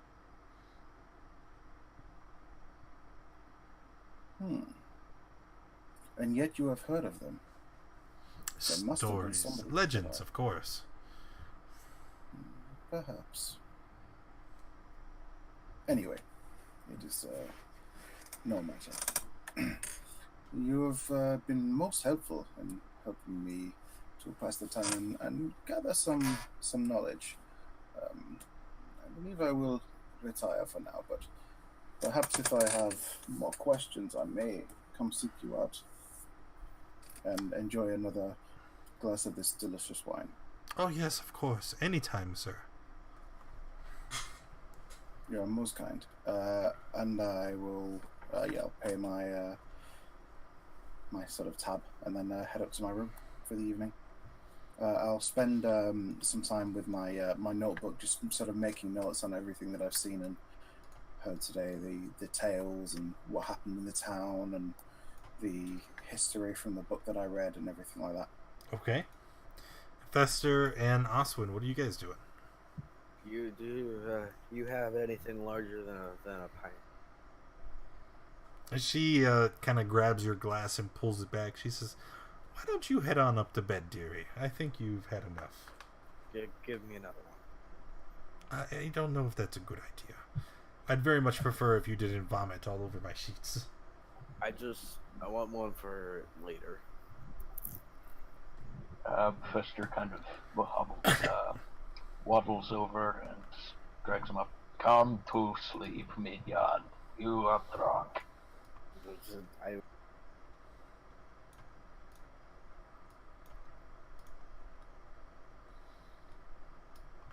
Well, it looks like he started the protest, but then he passed out halfway through the sentence. Okay, and there should be another room here, but I don't see it. So you're all gonna pile in. All right. Why don't you guys go ahead, take a long rest for the night, and then I'm gonna go get some water, so we can take like a quick 5-minute break, so that you can use the bathroom or whatever, and then we'll be right back. Sound good? Sounds good.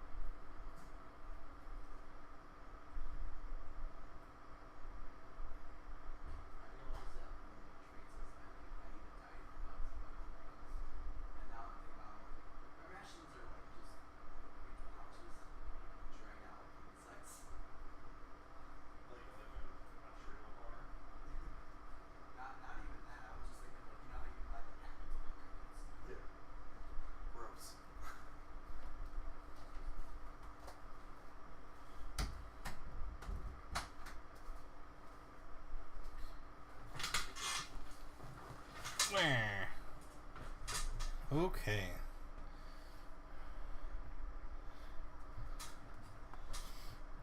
Everybody all rested, ready to go? Yes. It's hot in here, I'm dying.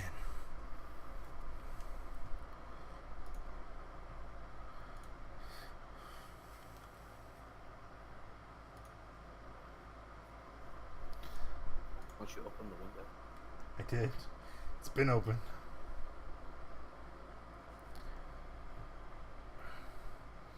Alright, so that's Asuin and Rogar. Did you say his last name? Huh? Did you say Rogar's last name? It's Linzaka Sendalor.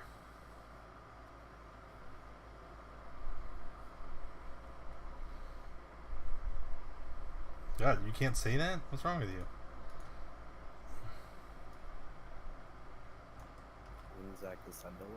Linzaka Sendalor. He'd never make it as a 3.5 true speaker. No. No. When that came out, that was like my favorite class. What was it?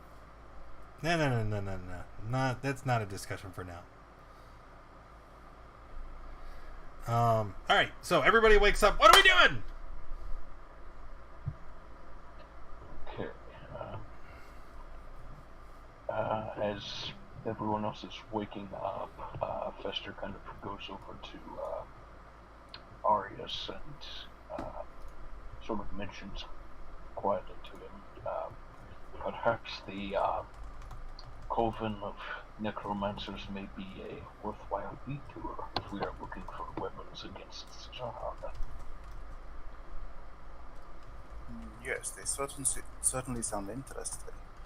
I wouldn't mind investigating that myself, and the circle of druids, if they turn out to be true as well. Both could prove to be very beneficial.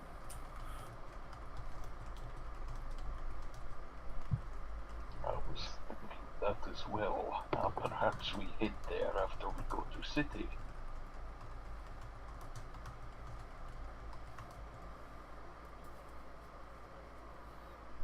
Agreed. That sounds like a very good plan, assuming the rest of our companions agree to it.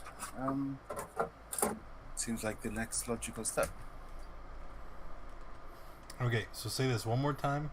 You wanted to follow up on what? On the Coven of Necromancers. Okay. As sorry. you discuss that, Ismark and Irina look quite dismayed. No, we do not have time for this. We need to get to Kresk as soon as possible.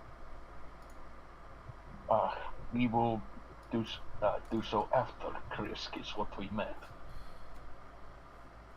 Are you certain? Yes. Maybe we can wait here at the inn and await your return. But you must be quick.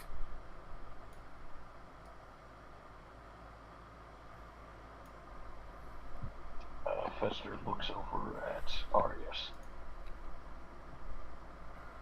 I mean, it appears as though our journey will take us west anyway. But whereas Kresk lies to the north, and as does this Coven of Necromancers, as far as the barkeep's information.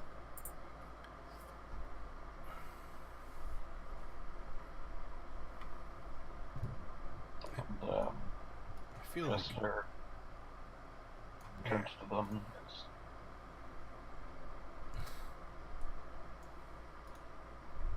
I don't know. I think we should just go to Crest first, and then we can visit the Necromancers later. Yes, Very I well. believed that was the original plan, unless it was actually on the way. But sure, we can always double back. I do very strongly believe that it would be worthwhile. I think it should be somewhat of a priority for us. Well, Ismark speaks up. He's like, but didn't she say that the haunted mansion was just west of town? Surely you don't intend to take Lady Kolyana into such a place. No, I had not. I must have misheard. I did not realize it was so close. If it is as close as that, it would be a good opportunity to stop by, and we can find out maybe a little more information, and then return for yourself and Lady. Well, either way, I demand to know what you all intend to do. If you'd like to go to Kresk first and assist us as you promised, then we would be much grateful. But if you intend to visit with these necromancers, which sounds absurd to me, by the way, then I would prefer that we stay here at the inn until your business is concluded. Very well, we travel to Kresk first. Good with everybody else? Sure. Yeah, it's fine. Crest works. Okay. So are we leaving town? I believe so. Could we stop by the blacksmith? Okay. Going to the blacksmith, he looks at you again. Ah! He's Frog Person! Absolutely. Yes, Frogman. Are the javelins finished yet? It has been 1 day. I told you 3. assumed you would be hard work and you would get finished early. I am hard at work. I am hard at work preparing these stockades for the Burgomeister. When I am finished with them, I will take your order. Just don't worry about it anymore. Are you certain? Okay. Let's just go.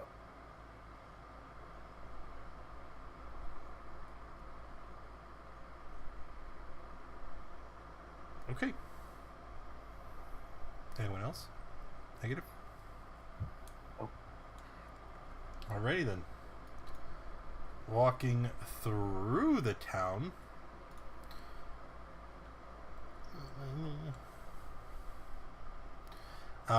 As you make your way to the western gate to leave town, Arius, you start to get the sensation that there is somebody following you. Okay, I will try to see if I can catch a glimpse of them. Okay. Do a perception check.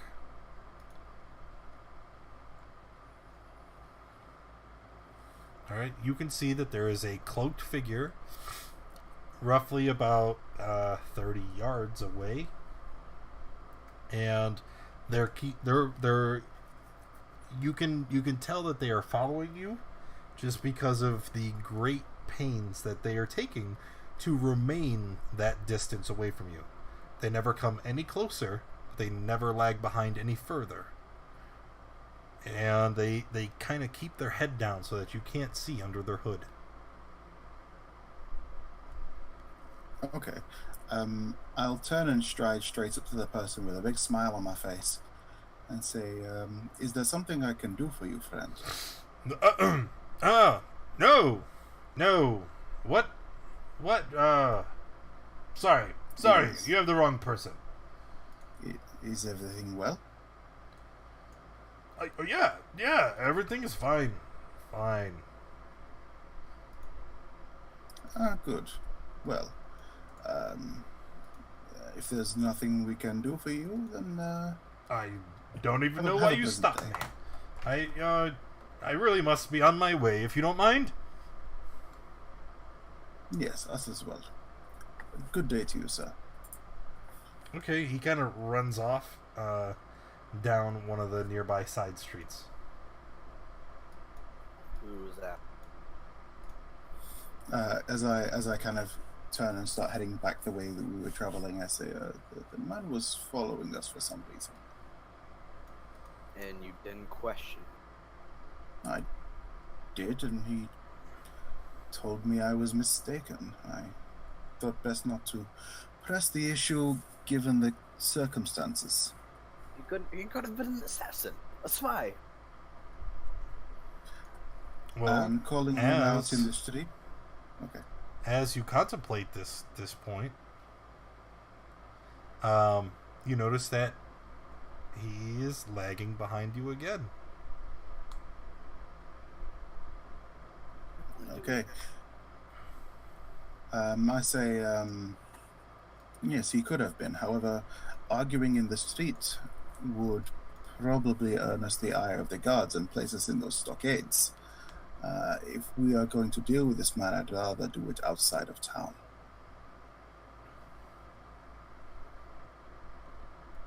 I see what you mean. I believe that we will encounter him again. He seems to be following us once more.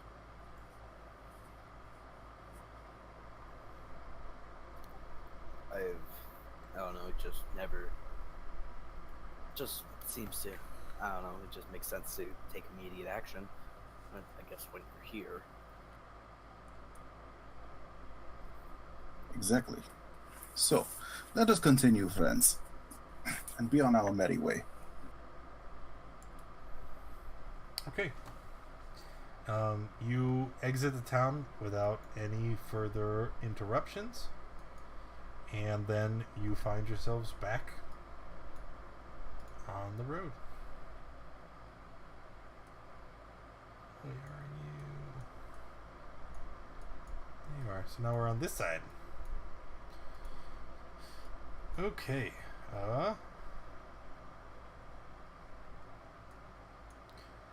One. And let's roll a bunch of d20s. GR. Let's go 6.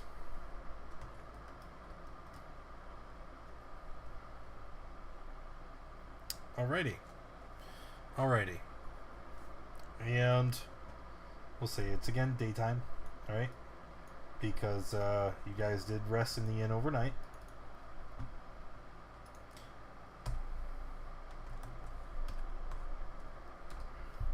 I need to just fucking...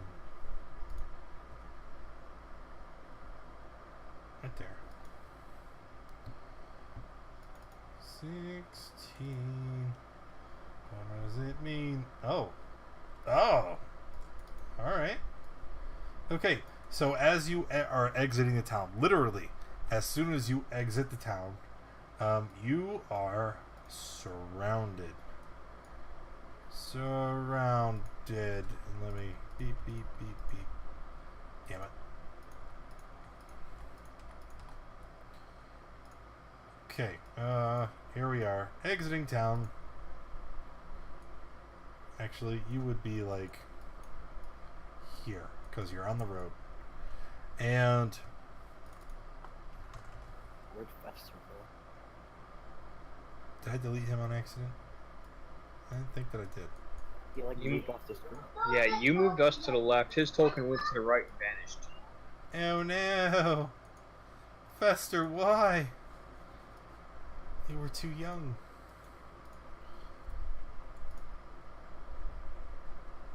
Alright, let me...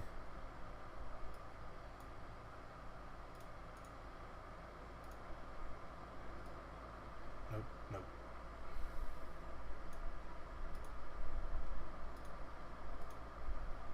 Yes.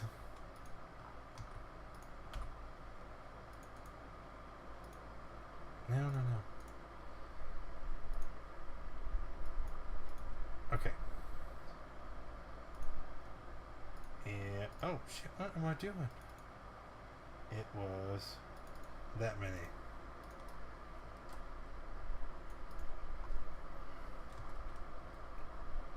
Oh. Okay.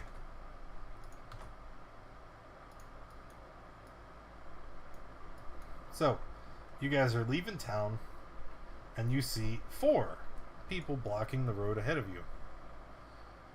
And they're just kind of standing there. They have their weapons drawn. And as you stand there, they kind of point the spears in your direction. And you hear them, one of them walks to the front, and he stands only like 10 feet away from where Oswin currently is. And he points, he says, "The master says for you to turn around and take the Lady Kolyana to Varovia, where she will be collected."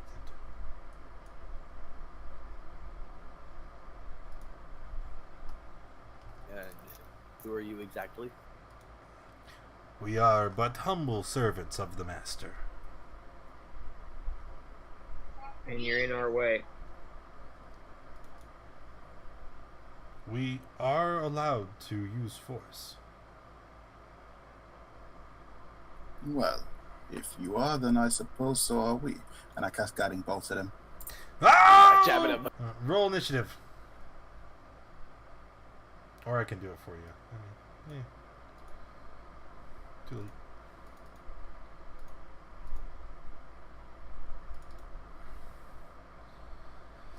Okay.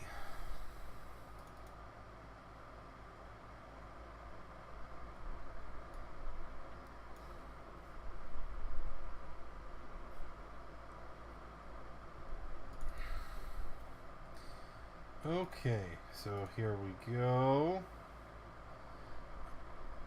Just leave it that way. Alright. And then you threw a guiding bolt. Man, they are not happy. Alright. Fester, you will get the first action in combat. Okay, Fester rises up and flies into the air.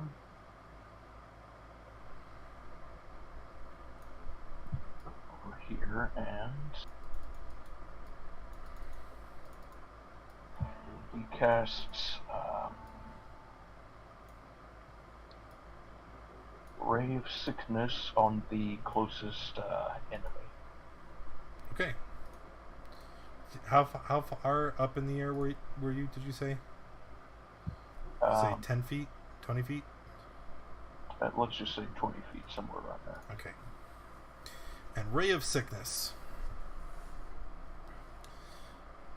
So, first of all, that will hit him. So it's 10 poison. And then he needs to make a con save or be poisoned. Is that right? I think so, yes. Ray of Sickness. Let's make. Yep.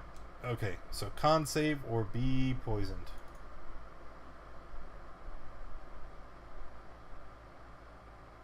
Con save. Failed. He is poisoned. Bah. Alright, Okay, finish. that's it for my turn. Alright, Oswin. Oswin walk. And I will use Titan Grip.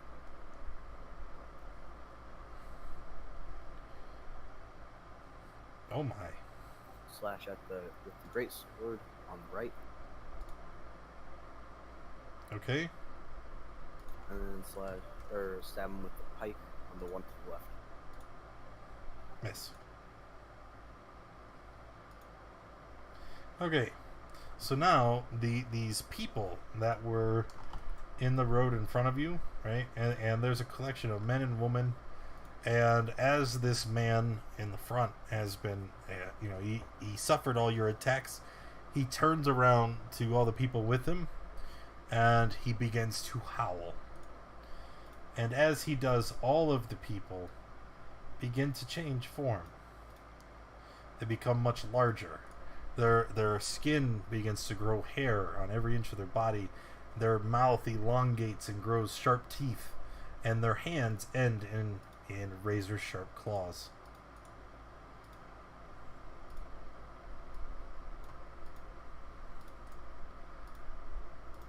And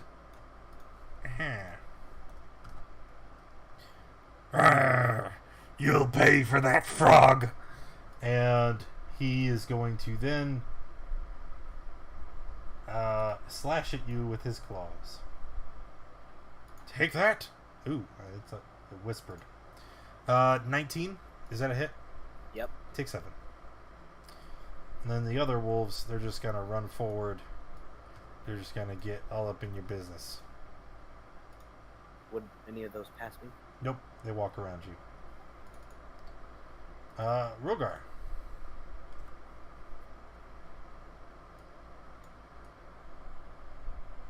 Alright, let's start with the one above between me and Trev.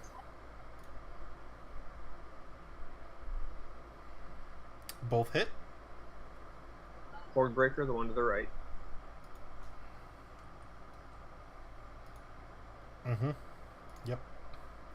Can you make a dex check, please?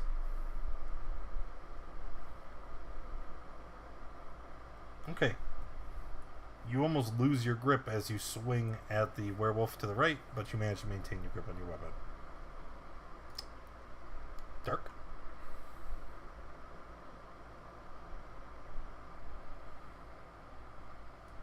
Alright. Kriv is going to move to here.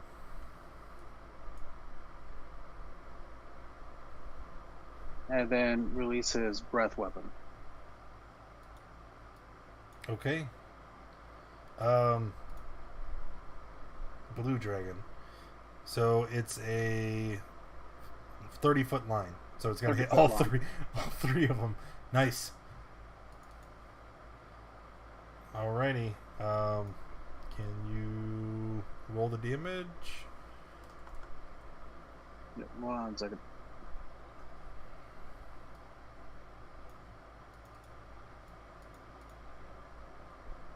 Oh, I see what you're doing.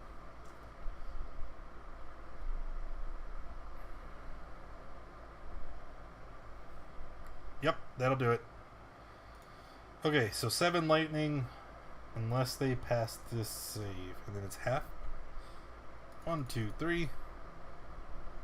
Pass, fail, pass.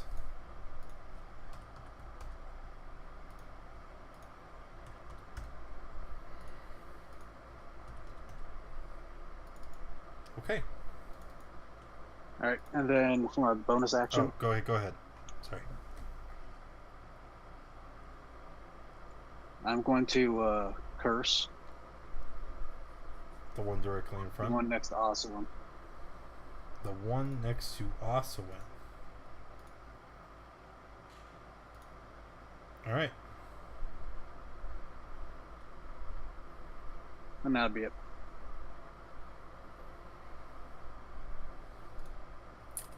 Fester. You skipped me. I did, because he threw me off. Alright, Arius is what I meant to say. Okay, so I'm going to cast Spiritual Weapon. I'm going to summon a shining sword in this square here Okay. that is going to attack this werewolf here that's currently engaged with Oswin. Give me 1 second here. I want to... Shining sword. I don't need a shiny sword. How about we just... that. And... Okay, and you're going to swing at that one? Mm-hmm. Did you already do the thing? Yep. 11 to hit.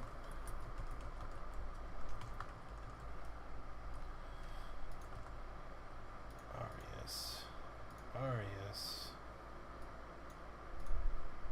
Use selected token. Nope.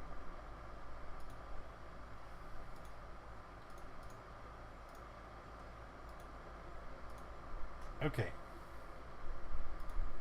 There is a character sheet in your journal now.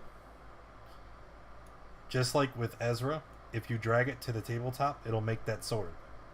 And then you sweet. should be able to move it around. Can you move it?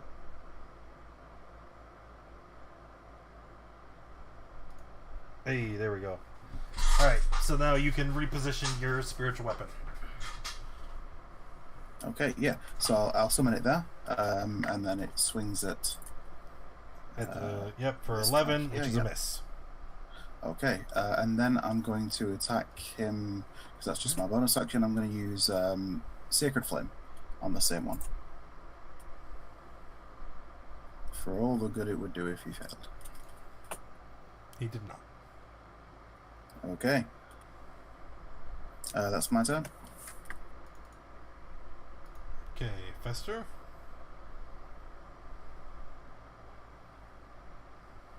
Just going to back away a bit and cast another Ray of Sickness on this one next to Crit.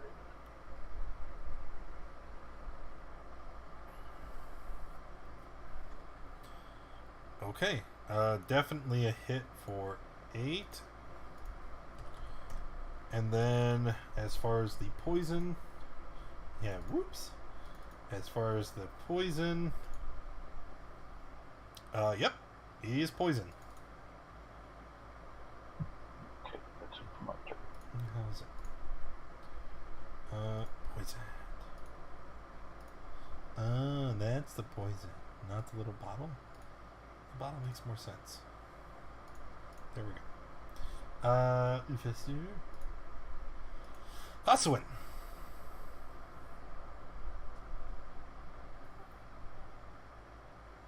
I'm going to use Titan Grip again and attack the one. Oh, Alright, you are exhausted 1 level. oh yeah, and then attack the one above me with the greatsword. That's a hit. And then stab the one next to me and Rogar with the pike. And that is a miss.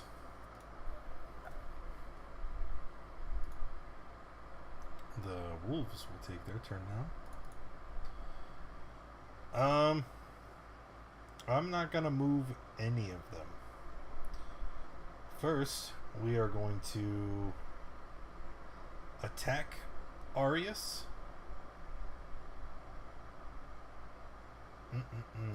Oh no.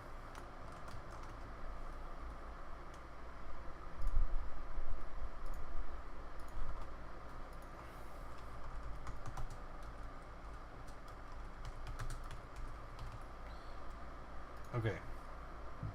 Arius. First, he's going to claw at you, which I believe that's a miss. And then he's going to try to bite you. That's a hit. Okay. Next one is going to claw at Asuin.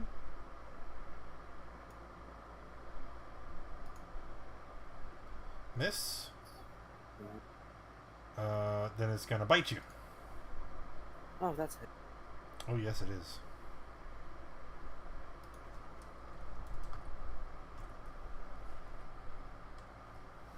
Okay.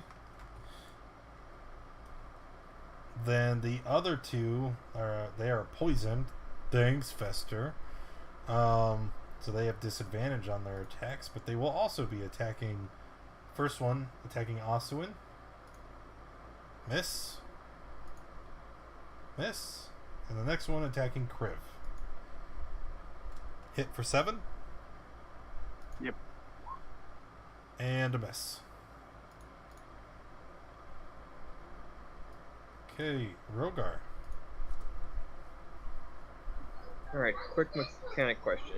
Cure Wound, is that an action, or can I cast it as a bonus action? Is that a class ability or a spell? Spell. Okay, let me look it up real quick, because I don't know what that is. Cure Wounds is an action. Healing Word's a bonus action.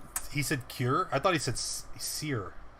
How's... No, Cure Wound, sorry. Oh, cure wounds is an action. And my breath weapon is a bonus action? No, your breath weapon is an action. Okay, that's what I wanted to know, is if I could do them both in one turn or not. Nope.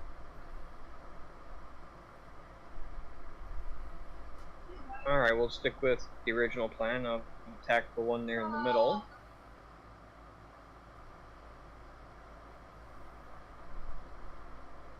Both on the one in the middle. So... Yep. Okay, 5. And then 12, if I counted right. I don't know math. And then you're done. Horde Breaker, the other one. Oh, yes. Oh, just the first one. Yeah, the 12. 12 is a hit. Wait. Don't they have to be within 5 feet of each other? Not within 5 feet of you?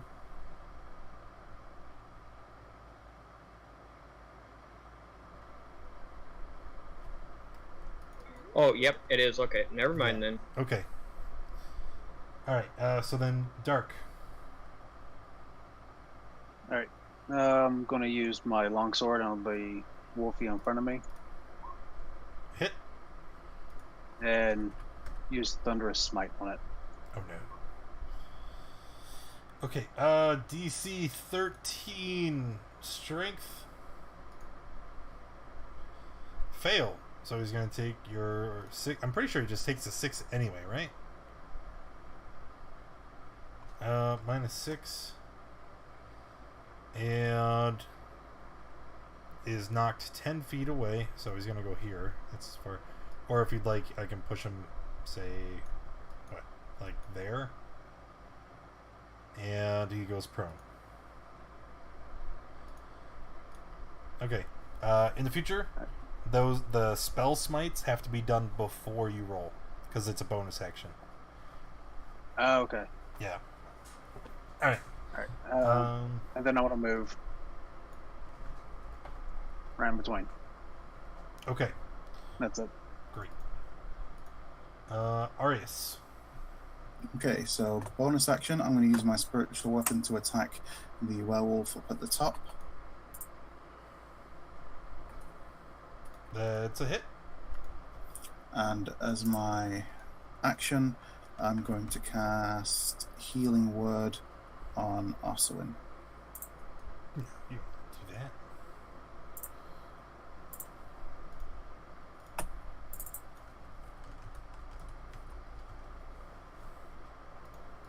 Oh wait, I can't cast Healing Word.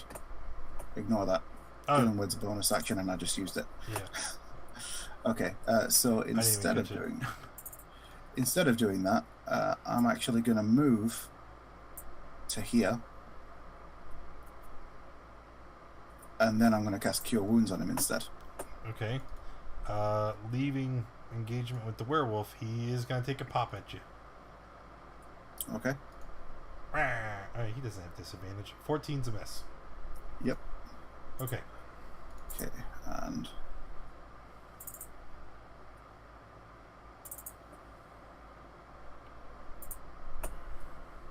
Alright, and then after all of that, are we finished? yep, that's my turn. Okay, Fester. Fester's going to cast poison spray on the werewolf on the bottom. This one here, that's prone? Yep.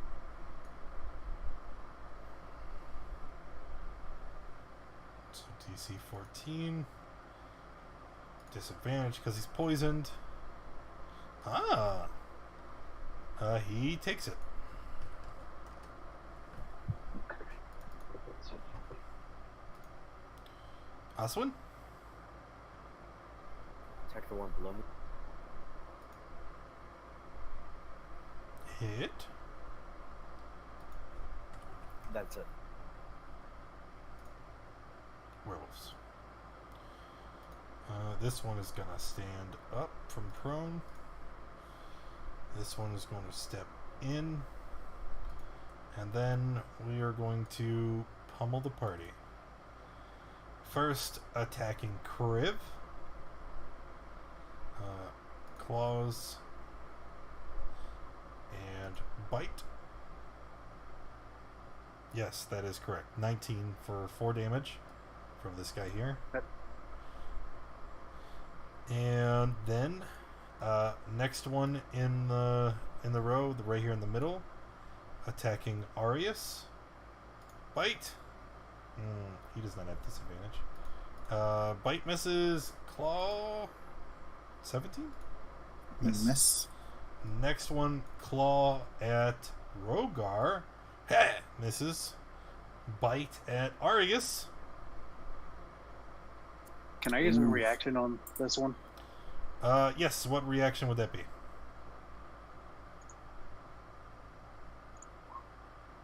My fighting style You son to of a... impose disadvantage. You son of a... Not this again! Yeah, what are you doing to me? Okay, so roll it again. 15's a miss. God. Why? Why? I gotta turn off all my auto roll damage. Go, now. Stock, go. I mean, Crib. Alright, and then the last wolf at the top, this one with disadvantage because he's poisoned. Good memory. Attacking Arius. 17's a miss. 18 will hit you for 9. Okay. Then Rogar. Cast that on the one in the middle.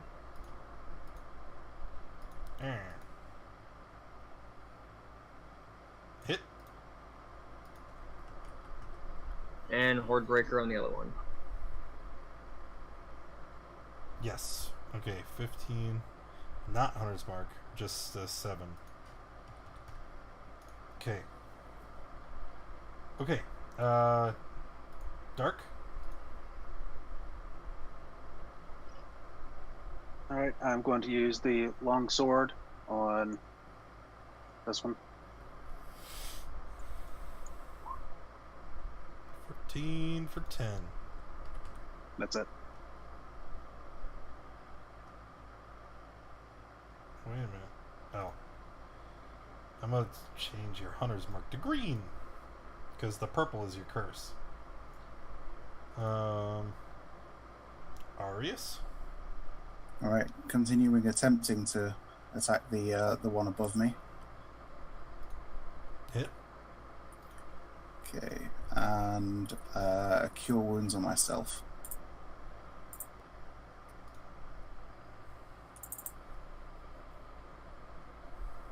Okay. Fester? Another poison spray on the werewolf on the bottom.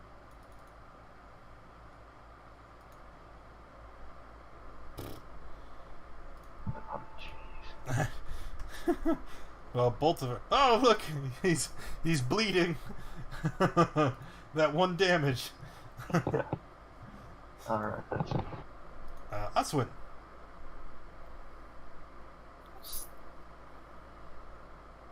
Stab at the one above Rogar with the pike.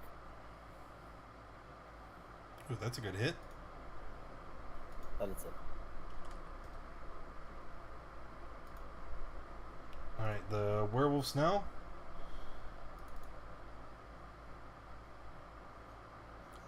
He doesn't like you attacking him. Didn't like it at all. So I'll get the poison ones first. Attacking Asuin. Did I click it? Asuin. 19 a hit. Yes. Alright, take 9. And then the bite. 13 misses. And then the other poison one here at the bottom will attack Kriv and Rogar. We'll split it. Kriv. Ew. Rogar. Ugh. Alright, let me turn off that disadvantage because the two in the middle are not poison. And they will attack Arius and Kriv for the first guy here. Arius. Hit for 5. Yep.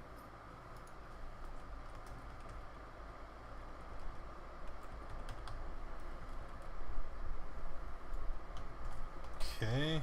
Yeah, you already know. Then claw attack on Kriv. Miss. Second guy going to attack Arius and miss. And Rogar.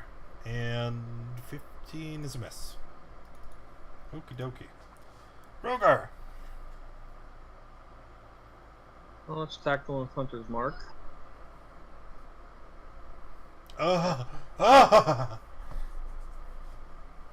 Yep. 8, 10, 16, 19 damage in one swing. Woo-wee! Move the mark. Horde breaker. Wait, move the mark? Bonus action. Yep. He's not dead. I just beat the crap out of him, and Oslin's picking on him. And Oh, Kriv's I picking get it. on I get it. You want to move the mark to the other guy so you can get it on the Horde Breaker attack. I understand. I got you. But the second attack is... Look at that. Nat 20, Nat 1. Yikes. I'd say halfling luck, but this is the wrong game. You attack wildly, flailing your swords around you, and you do nothing. Dark? Alright, attacking the one above me again. Longsword. Miss. That's it. Arius. Right, so let's go with the spiritual weapon on the same one that I've been attacking. Oof. Yep, and I'm gonna need to cure wounds myself again. Yeah, that's better. Fister. Okay, let's try poison spray one more time on that same werewolf.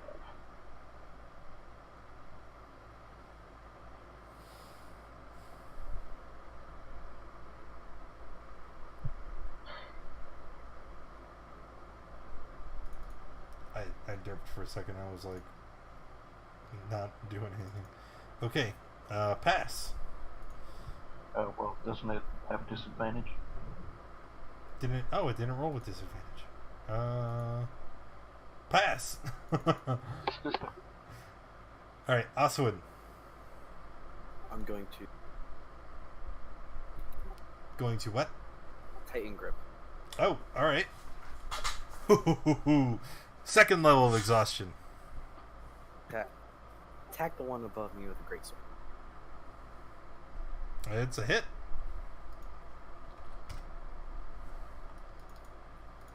And then hit him with the pike.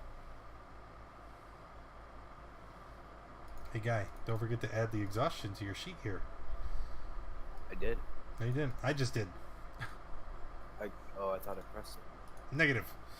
Alright, second one hits and you kill the first of the werewolves. At which point his body turns back into that of a regular person. Step right here. Action surge. And do it again. Do it again. Oh, third level of exhaustion. What? You failed. It's DC. No, I keep pressing the wrong arrow. Ew. Anyways, you want to attack the one above me with a greatsword? You have disadvantage Oh yes. because third level of exhaustion. So 12 or 9 is a miss. And then throw a pike at, or not throw it, hit it. Stab him with the pike. One blow. Mm-hmm. Missing what you thought would be a critical blow causes you to panic. You end your current turn and stand there in awe at the state of the combat. Werewolves. Gonna do stuffs. We're gonna attack Rogar and Kriv in that order. Rogar. Ow. Rogar. So take 8, and then Kriv. Hey.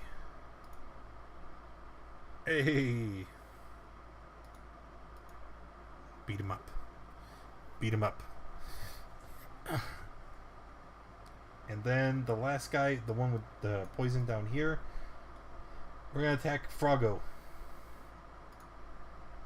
Hey, 18's a hit, right? Yeah. Okay, so he hits you, and then... Oh, you went unconscious? Yep. Yeah, he's gonna try to hit you again. Yep, so you take 6, it's, 12, but it doesn't matter. It's a failed death save. Savage. Alright, Rogar. The one with the mark? Yep. 16. So that's main hand, offhand. Total, okay, 14. 28. No, it's 14, and it's 12. There's a reason I'm separating it. Or 14 and 14.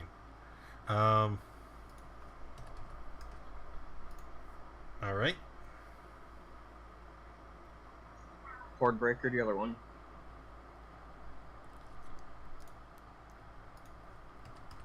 Okay.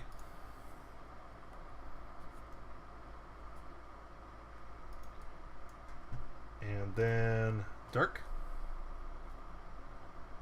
Alright, I'm going to cast Searing Smite. Searing Smite again. Not again. That was a different smite. Yeah. Coming up. No, it is not. What's the deal here? It hates you.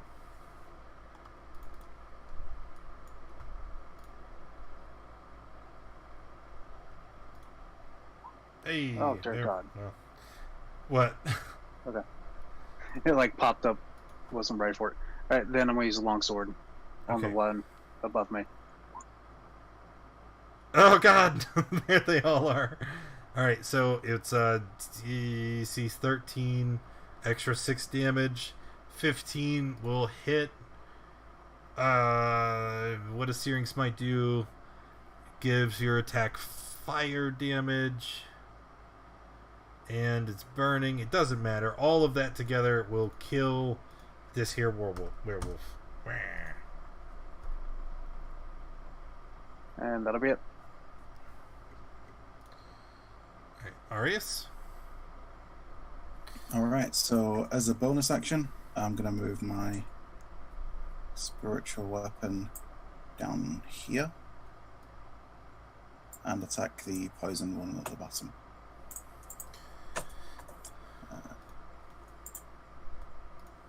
Ooh, that's a good hit. And then for my action, I'm going to step down here, and I'm going to use a Cure Wounds on Aswin.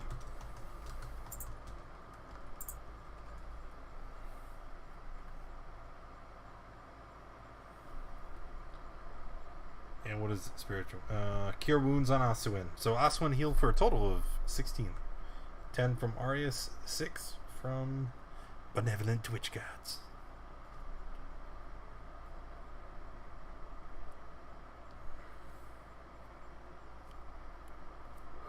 Okay, Wester, you're up. Okay.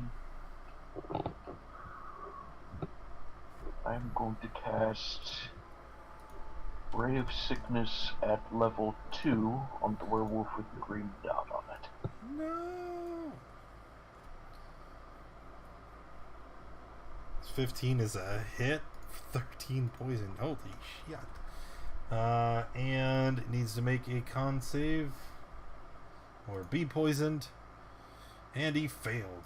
All of them will fail. Poison.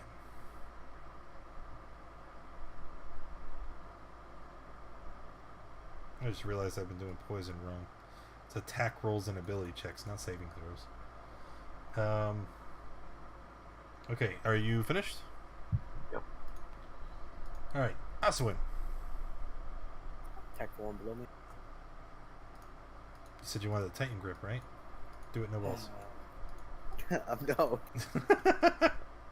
Oh man, look at that fumble. Oh no! You slip on the muddy terrain and you fall and hit your head. Please make a Constitution save. With this. I can roll. Oh, well, it doesn't matter that you have disadvantage. You rolled a 20, so you're fine. You're fine. You will, however, take a little bit of damage from bumping your nugget, but it's 1. You take 1 damage. Awesome. Is a death save a saving throw? Yes.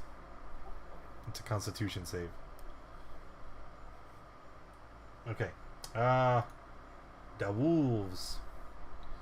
They are... Ooh. I changed the token back to its human side. And then it shows that ugly face. I can't... Oh no. There we go. It's better now. 1, 2 wolves remaining. Both of which are poisoned. Thanks, Fester. We're gonna attack Arius and Aswin in that order. Arius. That hits. You know what to do. Yep. The other one misses. And then Aswin. Miss.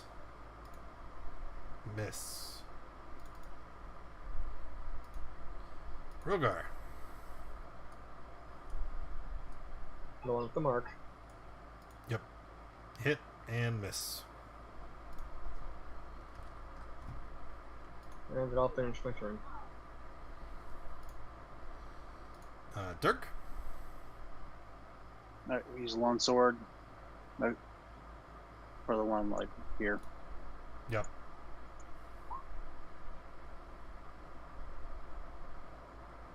Then I'll be it. Okay. Arius. Okay, so spiritual weapon attacking the same one at the bottom again. Hit for 8. And I'm going to risk it and try and step away from the wolf. Huh. Ooh-wee. Alright, it is going to chomp down and try to bite you, and it fails. Alright, and with my action, I'm going to use Sacred Flame. DC 13. Not with disadvantage, as I just realized. Doesn't matter, he still sucks. Is it? This was on the same one at the bottom? Yeah, the same target, yeah. Alright. And Fester. Okay. Poison spray on the bottom wolf.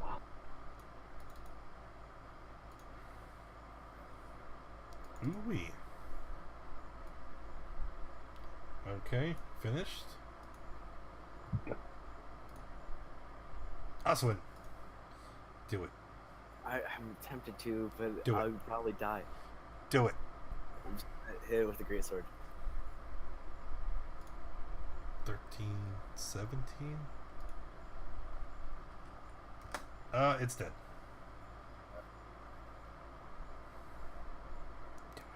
That is all. Alright, the werewolf. It's going to drop to all fours and chase Arius. Oh my god, what is that? Oh. 15. Okay, it survives.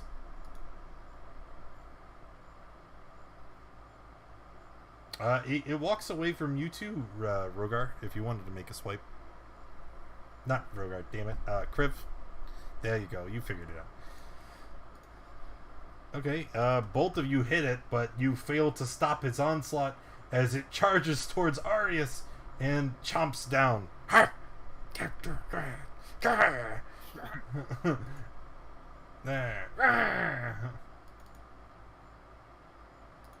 Rogar, it's your turn. Oh, 8, 9, 10, 11, 12. Okay.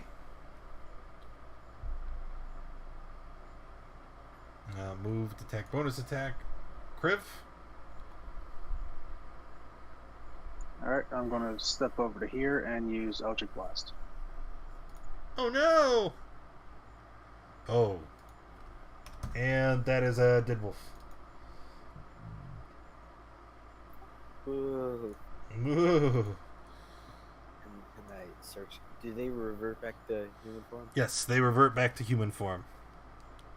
Can I search their belongings? Yeah, why wouldn't? Why couldn't you?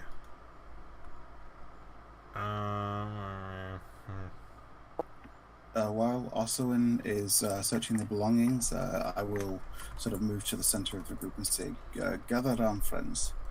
This has been quite a trying battle. And I'm going to use my prayer of healing. Oh god. That's awful. Womp womp. 2d8. Oh. 3 plus 3. Yep, so everybody gains 9 hit points. Okay, and I think that's where we'll wrap it up for today. Now you guys have, so far to this day, right? You woke up after sleeping in the inn. You farted around town for an hour as you walked to the gate, and this attack was literally right outside the gate. So not a long rest, but as you continue to travel, you can take the effects of a short rest. So if you regain class features on a short, you can go ahead and do that. You can roll hit dice to recover, and then this is where we will pick up next week. Give me a moment while I calculate the experience for the wolves and the needle blights. Shit, I can't remember how many needle blights there were. Because it was a die roll. Was it? I think it was 4. I believe there were 4. Okay, let's just do 4. It's a nice round number. 4 needle blights, 7 wolves, 1 dire wolf. Oh, I forgot about and the 4 werewolves. Wait, 1 dire wolf. There was no dire wolves. There was a big black elf leader. Yeah, it was just a donated with to 3 winter okay. wolves. Yeah. Bronze dragon. Oh yeah. There was a couple demi-liches. Strahd himself, we killed him. It's 20 under, and then the regular wolves that I forgot about, because there were 7 of them, but I think they're worth like next to nothing. It helps if I spell wolf correctly, because there are no wolves. Oh really? Oh.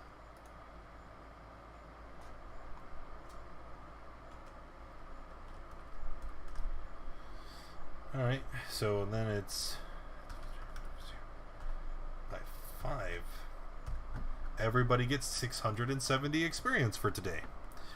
And like you heard, Nice. that's going to be it for tonight. Thanks for coming and hanging out, everybody. Appreciate you being here.